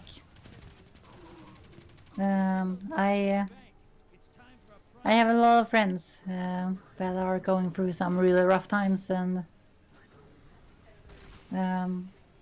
I try to be there for them as much as I can. And I know that there are other people that I can't be there for all the time, and people I don't know, and people who don't have people of their own, but like, I still feel like at least something as small as that is to just try and give hope can do a lot for them. Yeah, I get that. I mean, it's especially hard in those moments where someone is going through something that you don't understand. You know, it's not you're not in a position to, because you've never experienced it before. Like with everything you've gone through yourself, I can certainly be empathetic towards you and say, yeah, I'm here for you. I can completely understand similar situations, but I will never be able to understand what you personally have gone through and can still experience. So it can be hard to find the right words sometimes, and all I usually fall back on is, we got you. You know, that's it. You know, we got you. We're here to support you. We're here to be there for you however we can, and yeah, just that's it really. That's I'm not the greatest with my words. Like something like that helps, because yeah, like, that is a lot of the issue that a lot of people like, and not just like when it comes to like trans people, but like people who have depression or anxiety in general. It gets them feeling isolated. It gets them feeling like no one is there for them, and just having someone say that, well, I am here, that means a lot. We see you. We do. You're not alone in this. It's one of the many reasons, not the only reason, one of the many reasons why I've wanted to, like, why I'm doing a focus in this round of artist interviews in choosing female artists, trans artists, those of color, to bring more of those, more people in those kind of minority groups to light, because too often they don't get the attention and the kind of love that they really deserve. And yeah, you know, that's why I'm, again, really grateful for you to come on, like you have, and I'm grateful for everybody that's come on. But I'm hoping, you know, fingers crossed. I've already got Emily Megan from Emily Megan Art on board. oh yeah, But maybe yourself and a couple of other artists as well. We can get in, do an all female artist Destiny raid stream at some point. oh yeah, Is the plan. So we'll see how that goes. yeah, no, like absolutely, sign me up. It'll be interesting because the last stream, where I got a bunch of artists together, we were in 5 different time zones. So working that out was not stressful at all. But yeah, so yes, eat, definitely eat. Go eat something. You just go Food ahead. is You good. can leave the stream at any point if you need to go and eat. Go ahead and do that. It's more important Food that you is do that more than important watch. than all of the other things. Absolutely. Go ahead. But I'm hoping that once I have done a couple more artists, so I can get interviews with a couple more artists done, I am going to. I'm shooting for the stars every time I message any of the artists, to be honest. But I'm hoping that I can even get Hydra's herself on. Oh yeah, Eve. Eve. Yeah, no, like absolutely. If you want, I can talk to her. Oh, really? Yeah. Yeah, no, she's a friend of mine, so. Oh well, that would be amazing. Like, she is truly an amazing artist. Oh, it's the meatball. Right, cool. Ouch. Yeah, she's an amazing artist. People absolutely love her work, and rightly so. And she is she's trans herself, and she is also a Bungie employee, and that would be a really interesting perspective to be able to talk to her about how that all came to pass, and like her art history, and being able to play through some of the worlds she's actually worked on would be that would be awesome. Yeah, no, like just tell her that you had me on, and that we are having a great time. So I'm glad you're enjoying yourself. I'm still I'm still very conscious of making sure that you are still actively enjoying yourself. yeah, I'm having a fucking blast here. I'm glad. But yeah, no, like Eve is truly like one of the most amazing people I've ever met. Like, fantastic artist, fantastic woman in general. So much fun. So such a great person. She certainly And seems like she's a really great leader of the community as well. She, like, yeah, seeing honestly, seeing some of the stuff that she's gone through is just, oh, it is mind blowing that she's gone through it and she powers through like an absolute champion. yeah, no, like she really has persevered to like some of the greatest extent, and it's really impressive to see. Like, she absolutely like one of my idols in this community, and it's also very fun to see her be so active and so personal with the Destiny community. Because like it would be very simple for someone to just be like, no, I want to try and stay away from the community when I'm not at work, or like, because a lot of the community can be kind of rough to devs. Oh yeah. To put it mildly. I've seen some of the stuff that DMG's posted about, like, inboxes that he gets. It's just and I know for a fact that he doesn't post the worst stuff. He's that kind of a guy. I mean, I haven't met him personally. I haven't had a chance to really talk to him much, but I mean, I certainly hope I get to at some point because that'd be cool. But he just seems like he carries a lot on his shoulders. But yeah, so that's one of the reasons why I'm very impressed with Eve, because like she has all that, and she's already in like a place like she said, like she's trans, and that invites a lot of hate just on its own. But despite that, she's still like, she comments a lot and she does jokes, and she's always having a fun time with the people of the community, and she's interacting a lot with the different artists of the community and stuff, and like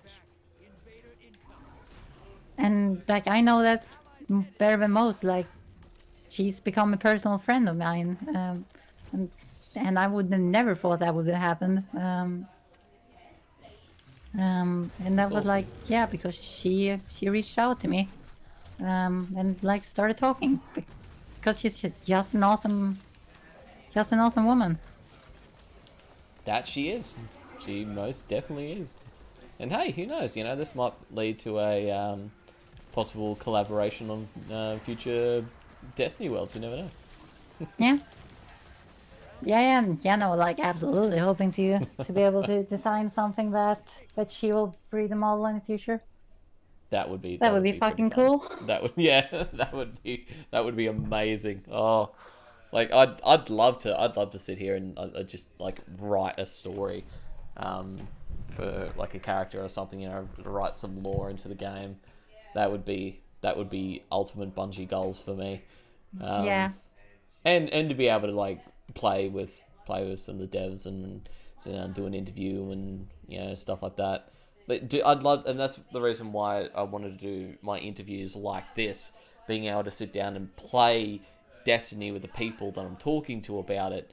It just seems like it's more natural, it's more chilled, it's more laid back, and we're experiencing the game that we both love and talking about it and having fun, and people get to see that.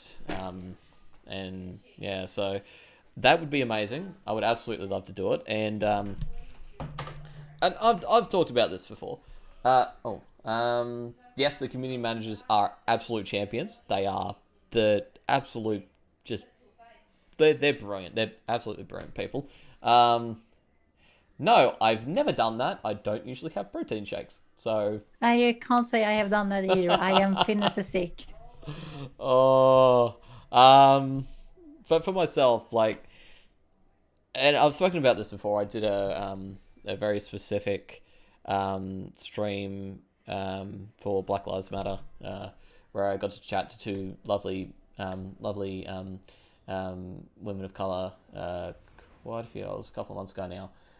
One of them actually based in, I believe it was Georgia. I'm not entirely sure, but I am I'm the poster boy for any kind of privilege you could possibly imagine. I'm white. I live in a first world country. I'm straight. I'm male. I'm all these things. Yeah. And it's just like I can't. All I can do is call out people who do shit things and support people who are going through some stuff, and that's it. That's all I feel that I can do in these situations, because I'm not the person that needs to be heard more so, I guess. I'm always of the opinion that when it comes to these kind of issues, I am absolutely going to take that step back and go, this is not my platform. Yeah. This is your platform. This is what while also kind of like holding those people up, because that's what we have to do, and we definitely should be doing more. That's what a good ally should do. Exactly. This Warrior 209. I love that. I've had a couple of different nicknames when I started. I've got a future nickname actually as well. I've got the Stasis Warrior, because Ooh. I mean Ice Warrior. Stasis Yeah, that Warrior, makes sense. So I've joked with Nem, the Void Man himself. Nem plays that it's going to be me and him, because he's going to do Void, I'm going to do Stasis. Then we need someone to cover Arc and someone to cover Solar, and then we'll be like one member off a full like Power Rangers team. Yeah, that's fantastic. Yeah, no, I love Nem so much. The screenshots that man can do. This is actually pretty interesting that you brought him up, because he is actually the first person to... He was the one who introduced me to this community as an artist. Oh, really? Yeah, so as you know, like I am known for that Hive armor set. Right. And how that happened was someone on Reddit posted that armor set on Reddit, and they got 10,000 upvotes. Oh wow. Pretty damn fast. They had linked to my ArtStation account, and Good to see you back. and Brandy. like and I noticed like a really sudden shift when all of a sudden, like, my ArtStation pieces normally get like 20 views, and then all of a sudden this one had now 8,000. That must have been a bit of a surprise. Just wake on one morning, where did this come from?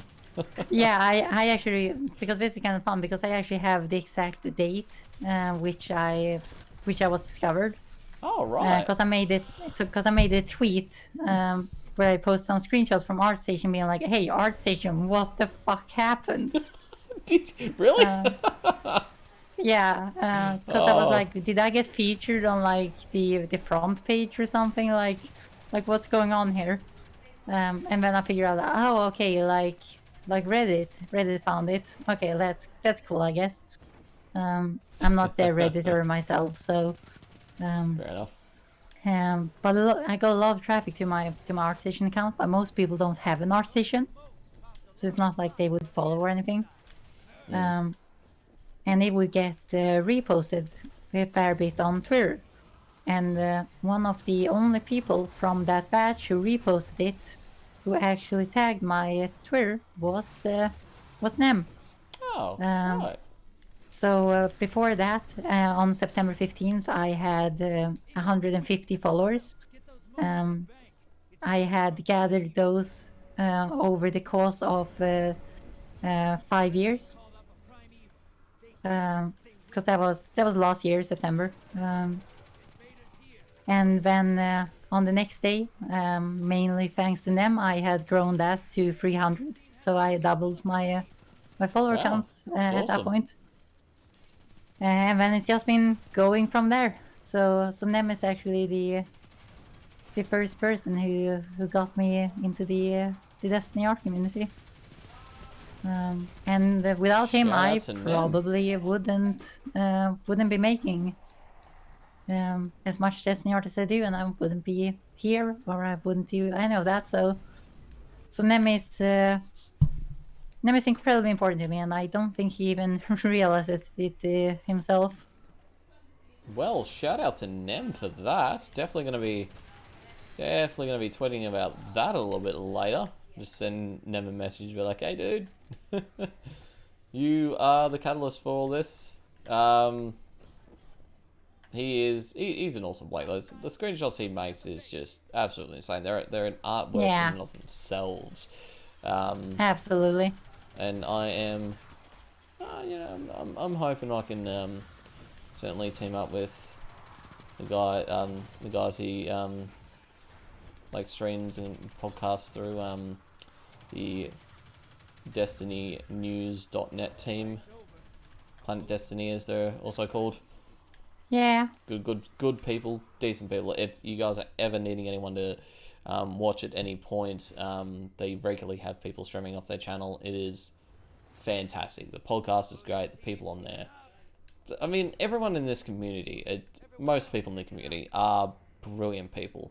All the artists I've met, all the other kind of creators of any kind, all fantastic people. You couldn't ask for a better community. You really couldn't. Oh, like this has become my home, and like if it wasn't for this community, like I would have been in such a different spot. Like I met so many friends through this community. I met my girlfriend through this community. Oh, right. When I right around the time I first got discovered was I was working at this telemarketing place, and I felt my soul dying every single hour I was there. Just like this gross telemarketing place, just selling internet and TV packages to old people who didn't need it. Yeah, I feel you on that one. I used to work for the Australian government's taxation department. We call it the ATO over here. In not the same kind of job we'd have people call us, but yeah, I know the feeling. Yeah. But yeah, so I was just like, I was feeling like maximum creative death there. Cause like working a dead end job like that was like so unrewarding. It wasn't like driving my creativity whatsoever. And like I quit that job, and right when I quit that job was when things started to pick up on Twitter, and things started turning like to the greatest time I've ever had in my life. So like this community means so much to me. I can't thank them enough, honestly. They are pretty amazing, and yes, we are talking about all of you. You guys are amazing. Yeah, every single one of you. Hell yeah. Abby's not my girlfriend. Yeah, I was gonna say. Abby is Nora's girlfriend. So, yeah, the question is in chat. The question is in chat for you. Should you wish to answer this at all, Lily, it is completely up to you. Yeah, which question are we having here? It's the I've got a question for the single ladies out there. How's your relationship status been? Shut up, Lily. I'm just letting you talk about girls, lol.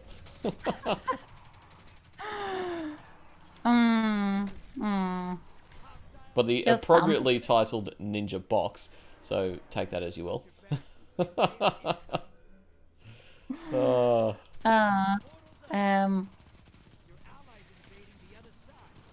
Oh look, there's a guy. No, like I was told to shut up here, so I'm gonna shut up here. No, go for it. This is exactly what the stream is for. It's you talking about really anything. Go for it. You have creative freedom here.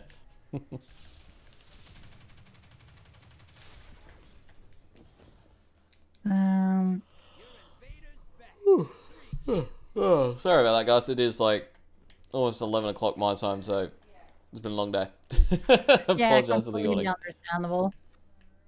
I have personally just recently been breaking my sleep schedule as much as I possibly can. So my energy is not particularly at the highest at the right times either. But I've been having fun here. So I'm trying to keep the energy up, keep the energy going here, which is good. Shouldn't there be like ads? Yeah, they're over here. They're just it hasn't spawned. Oh, they have spawned like the they haven't spawned over yet. The Don't marker know just why. didn't move. It does that occasionally. Oh, Lily, girl rant. I have no rants about girls. Girls are awesome, all of them. You are not incorrect at all. Oh, Well, okay, I am on with these slightly hands? incorrect. Like, there are some girls that aren't awesome, but like they are very few and rare between. Yeah, exactly. You know, basically non-existent. Shouldn't there be ass? Yeah, absolutely, there should be ass. There should be us in everyone's life. I love it. And no, like. Indeed, not enough us at all. It's see, and this is the kind of grammar / spelling Nazi coming out in me only because I know that this is like you guys are spelling ass the way it is like the American spelling of it, and all I want to do is go no, it's ARSE, but I'm not going to do that. I'm not gonna bring the what I believe to be the correct spelling, the correct way of spelling that. Give some more R's. It's ARSE. That's the way we spell it in Australia. Yeah, I know. It's. I feel like that's one of those like more old-timey versions as well. Look, it probably is. A lot of our language Yeah, is very because old I'm school. assuming it's coming from like the old British spelling. Yeah, that's. I mean, yeah, we still have a lot of that. Yeah, and that is pretty classic. Like I don't feel like British can sound modern. Interesting I question. just feel like it can't. It sound, and this might be coming from me as like a non-English speaker and like having most of my English, being from pop culture and school. Yeah. And like in school, I was taught proper British English. Right. But that also means like, proper British English is then associated with like the old school systems, and that's all outdated garbage. So, Yep. and then of course there's like American media, which is where you actually learned it from. Yeah. And you would go like, yeah, like American media, that's cool. You start talking like that. And then you hear British in American media, and then it just becomes like that super high, stuck up kind of language. So it just feels like more old-timey, more old-fashioned.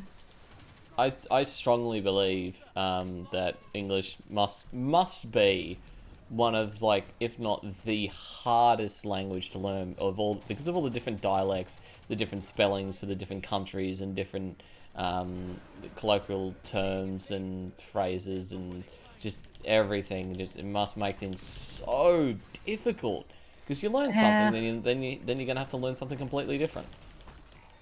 Yeah. Like, I think English isn't like the most difficult language to learn.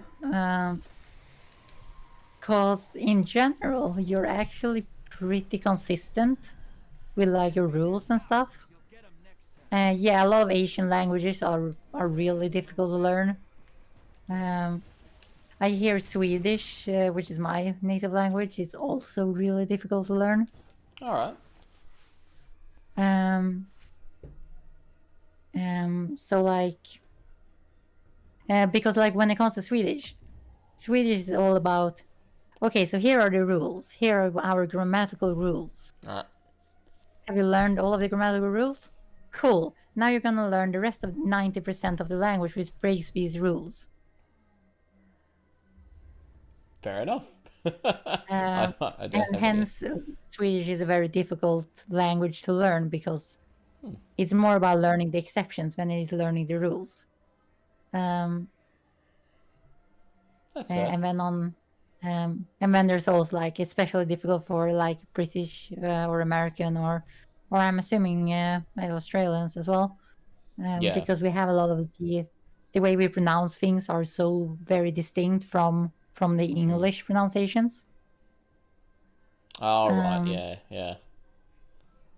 För vi har mycket utav det här med rullande R och vi har mycket you see like that kind of stuff. We have rolling R's, we have very like pronounced syllables. It's a very different kind of pronunciation stuff. Right.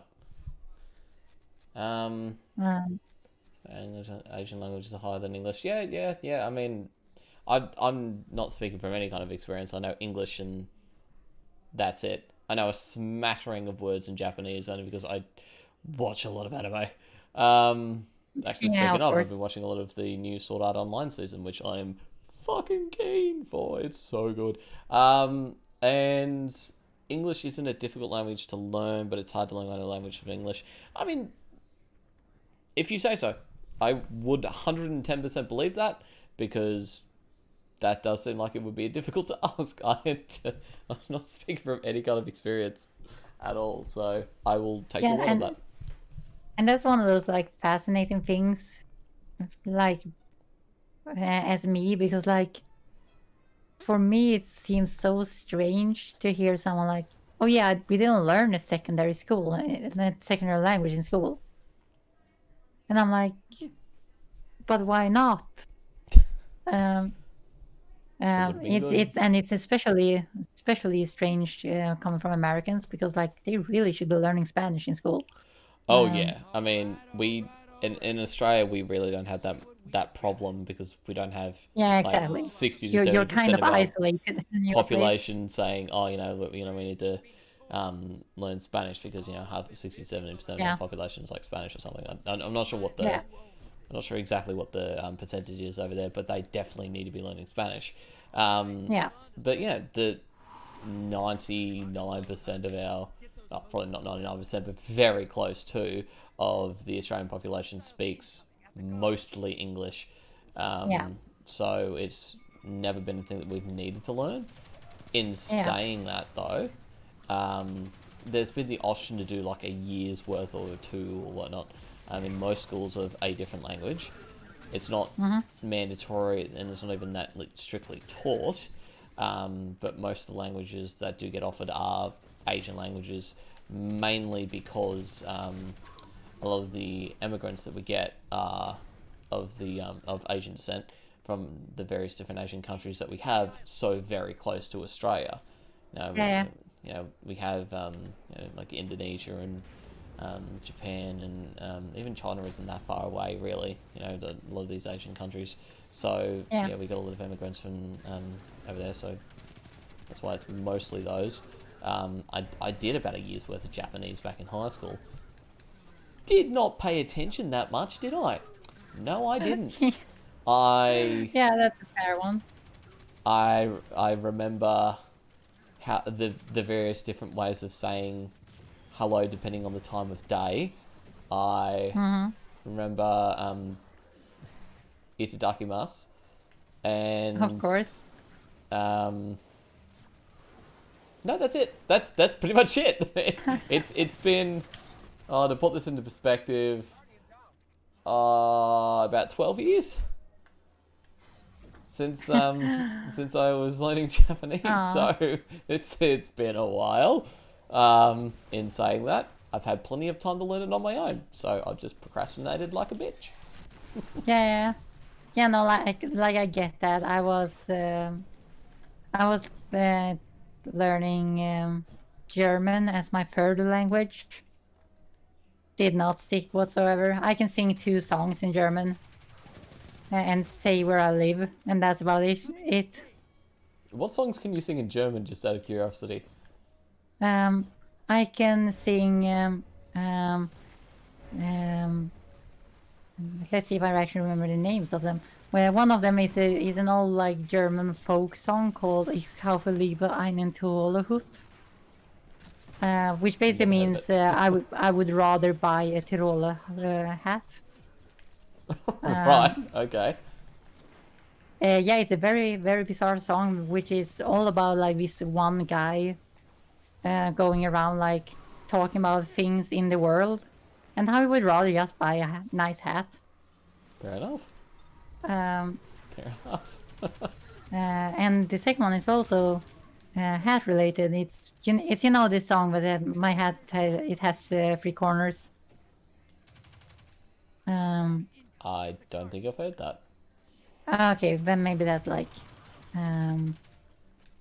it's just like this dumb little song. Fair enough. But yeah, I know that one in German as well for some reason. We can get Oh, pretty and isolated here in Australia. I mean, we don't get a lot of the look, we get some things. We do get some things. Yeah. We hear of some things, but as much as we are a very like multicultural kind of country, we're also very much not in that aspect of like. It blows me out that, for example, people living in Europe can go, oh, I'm just going to go and travel through 3 different countries over the weekend. And just drive through 3 different countries. Whereas for us, it is, no, let's catch a bloody 50-hour flight or something ridiculous to go to almost anywhere of importance. Yeah, like I remember this was actually one of those things that my dad used to do. We'd be like out driving, having done something, like having been at like a shopping mall or something, and then he would just drive and say like, "Hey, how about we go to Norway?" And then we would just drive to Norway and just go to some Norwegian place, like get some ice cream Right. and shade out, and then we would drive back. Oh, because we live like reasonably close to the Norwegian border, so we could just do that. And that's that blows me out. kind of crazy to think about. It just I can't wrap my head around that. It seems too alien to me. I just you know, like the nearest country to us is at least a couple of hours flight, you know. So Yeah. that's just it just feels weird to me. A question in chat from earlier.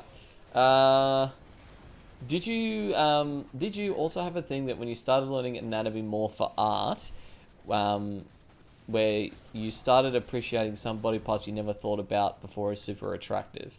So I suppose, you know, like weird things like elbows or I don't know, stomachs. Yeah, no, like absolutely. There are so many things I've learned to be that I have found much, because like when you start studying the human body from an art perspective, you start to learn that holy shit, the human body is beautiful. Like it's drop dead gorgeous. It's like perfection in shapes and contrasts and stuff.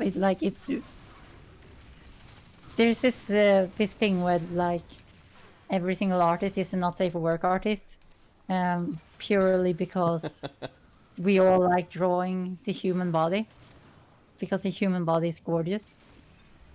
Right. And like there can be like you know how there are these constant discussions of like, hey, do you prefer boobs, butt, or thighs? You know, like one of those things. And I've always been like I've had my shifting opinions of that, but ever since I like started learning anatomy properly, I'm like, no, like a fucking well-toned back, like where you can see the back muscles and you can see the shoulder blades and stuff, like Yeah. that is pure beauty. So gorgeous. And then I also have that when it comes to like meeting people in general, and this is one of those things. I have weirded out a fair bit of people in by doing this, but like my perspective on what is beautiful has changed since I became like a Yeah. properly trained character artist. Because like if I see someone and I can just like on pure instinct, like not even me knowing that I'm saying it, I can just go like, wow, you have beautiful cheekbones, or like your nose is so fascinating, and stuff like that. Just because like I've gained more of an appreciation of like distinct features and things like that. Yeah. As those are things that would be really like really nice for like character design and stuff. Right. Okay. Which is pretty fascinating. But yeah, I can I've understand that. had I've had some awkward moments. I remember this one time. I was introduced to this girl by a friend, and like I immediately went like, I'm, I'm sorry, but like your nose is gorgeous, Oh no. and she went like, what?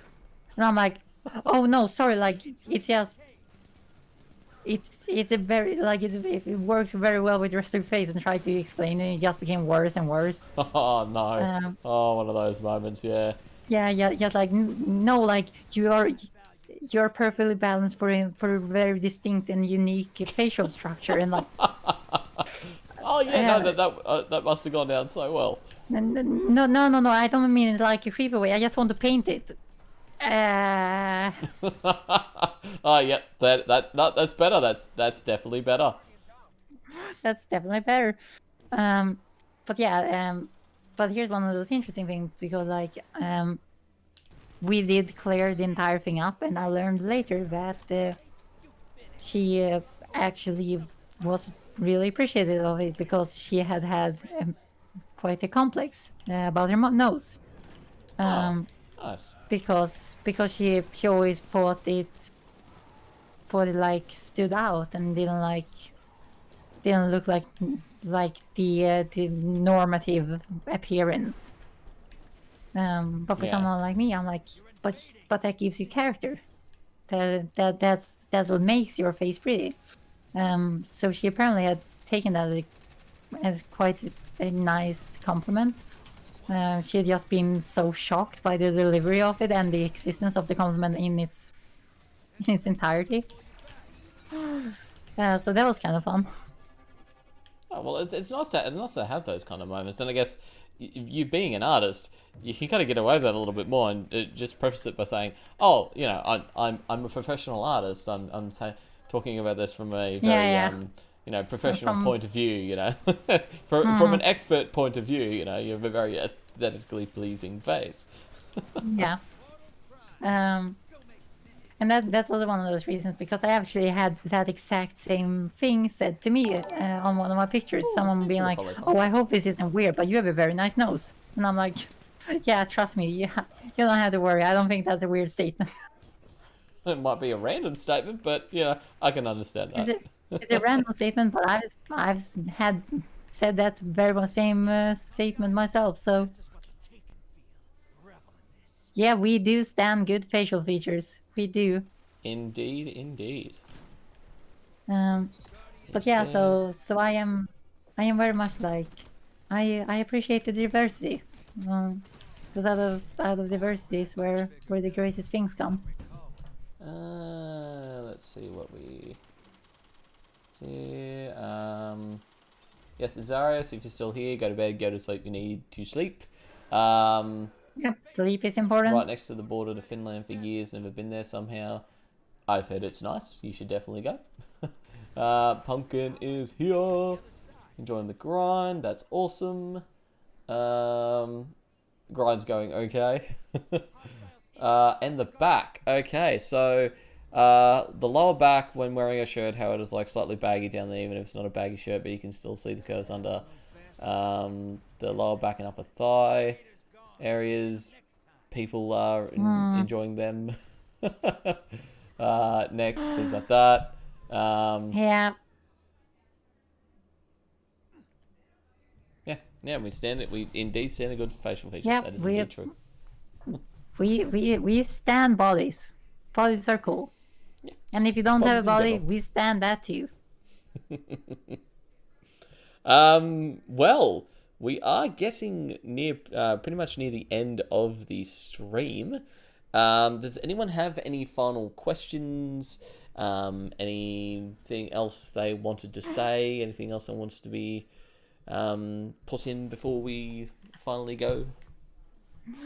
Void non-binary peoples are absolutely some of my favorite people in existence. Or non-existence. Well, yeah, I suppose that's true. If they're part of the void. No, unicorn. I know. I'm sorry. It's it's almost 11:15 here at night for me, and I've got work tomorrow. Yeah, perfectly reasonable. I would love to stay here all night, but unfortunately, I do need to get in some kind of sleep. Yeah, that's perfectly okay. Oh, Grandy Flora's coming in with where's the line between a friend and an acquaintance? That's a tough one. I generally are quite. I've usually been quite stingy with that. Like I have people I have known and like hung out with for like years upon years, but I still don't consider friends, but I still consider acquaintances. So for me, it's more about like how people interact and connect with each other. But I feel that has shifted a little bit. I am more likely to see someone as a friend nowadays than I did in the past. And like so many people in my community are like so incredible, like just the best people. So a lot of those I would not have any problem whatsoever with calling friends. That's a good answer. I like that. Evie with the line between a friend and acquaintance is so very thin. Do you know which side you're on? Nice. I like it. A good way to find out, Butterfly. Send me DM. I'm always up to chat with people. I have been told that I very rarely bite unless you want me to bite. So yeah, just if you wanna find out if we're friends or acquaintances or want to become friends, just send me a DM. Let's chat. And that goes for anyone in chat right now. Always up to talk to people. Friends. Affectionate nips of friendship, you could call it. I bite if people ask because I am very kind. it's just how you show your love, you know. It's just how you do it. If someone wants to be bitten a little bit, then who am I to say no? I have teeth. I can do that. Indeed. Who had that question about? I believe it was Evie with a question of voice training, and how to get started on that. And voice training is a fucking pain. Grandy's coming in with checking out the Red Jack servers, so there you go. That's a place that you can go there. I have probably some resources if I can find them. Most of my stuff is in Swedish, of course. But voice training, especially feminization voice training, is it's very difficult. I got taught it by I had a doctor, basically a vocal specialist, teach me how to do it. And I did it Right, for okay. a couple of months, and then halfway through, I said, "Nope, fuck it," because right now you are making me sound like a valley girl, and I am not behind that bullshit. Oh, So oh yeah, no, that would have I took been I interesting. took the training on like how to change my pitch and stuff like that, how to do like proper breathing and stuff like that. But then you started getting into like, yeah, so these are the words and how you phrase things and how you put nuance on your like where you emphasize your letters and stuff. And I was like, nope, Yeah. no, no, that's just pure Valley Girl. That's That just would pure be Valley Girl. incredibly interesting as a stream idea. And if you guys want to, see that, if you guys want to see that as a stream idea, hit her up. Or a video idea of some kind, because I reckon there would be a lot of people out there that would really love to see that and benefit from that. So possible idea for the Yeah, future. like when I start up streaming again, whenever that will be, I am willing to talk about just about everything on my stream. So if you want to come over and talk a little bit about voice training, then I will suffer through that for you. um, as horrible as voice training is, I will suffer through that for my peeps. Voice training. Yeah, Shaq's motivation. Isa. Yeah, Isa is an amazing person. Just absolutely brilliant, and yeah, it just not really much more to say apart from Isa is cool. Stream with another Destiny artist. Are you saying that to me, or are you saying that to Lily? For charity. Um, Destiny I actually LGBT plus have marathon. plans for that for next year's GCX stuff. See if I can try and partner up with one of the like bigger streamers out there. See if I can like use my art to like maybe get some commissions in as like donation Yeah, that's a donation great idea. incentives and stuff. See if I can try and help both St. Jude, and I know there are a lot of like streams and stuff for like the Trevor project and stuff. Yeah. So I'm hoping to be able to do a lot of that as well. Like my reach is still not the greatest on my own, so I would like to see if I can partner up with someone who has a bit more of a stream audience than I do. Yeah, for stuff like that. And then of course, like when it comes to like meeting other artists for my perspective, like yeah, sure, like I'll hang out with the other artists in Destiny community like whenever. And like they're my friends, like they are good peeps. Yeah. All friends here. Yeah, no, for myself, definitely. I mean, I made it a rule for myself that when I started making videos, and I'm slowly working on my next one, but it's taking a while because work, kids, streaming, Yeah. life. But when I first started making them, I made a point of saying I would be featuring an artist in every single video that I did. I would be working with a different artist every time to grab a piece of their artwork and to put it in the video in some way. I had Cobb One Art and Emily Megan Art appear in my first video with some artwork they did. I've had Moose. I've had Brian. So I haven't got in contact with him with his Savathun artwork that he did. And I'm always on the lookout to do that kind of thing because artwork is cool, artists are cool, and they're great to work with. And it's another way to highlight these amazing people like Lily in the community. So I've done that before, definitely doing that again. Hopefully I can get this artist raid stream going with Lily and maybe even with Eve as well, or Nine Hydras on Twitter, for those who don't know. and any of the other artists that I've contacted to see if that can work at some point. I really hope so, because that would be awesome. So Brett and saw Eve's tweet Nice again one, with the Eve. massive yeah. It's just, oh crap, it appears out of nowhere. Well, you need to be valid. I fucking love him. I fucking love her. Southern Well- trans rights, hell yeah. Absolutely. Now, speaking of, actually, yeah, might as well run this past you, as it were.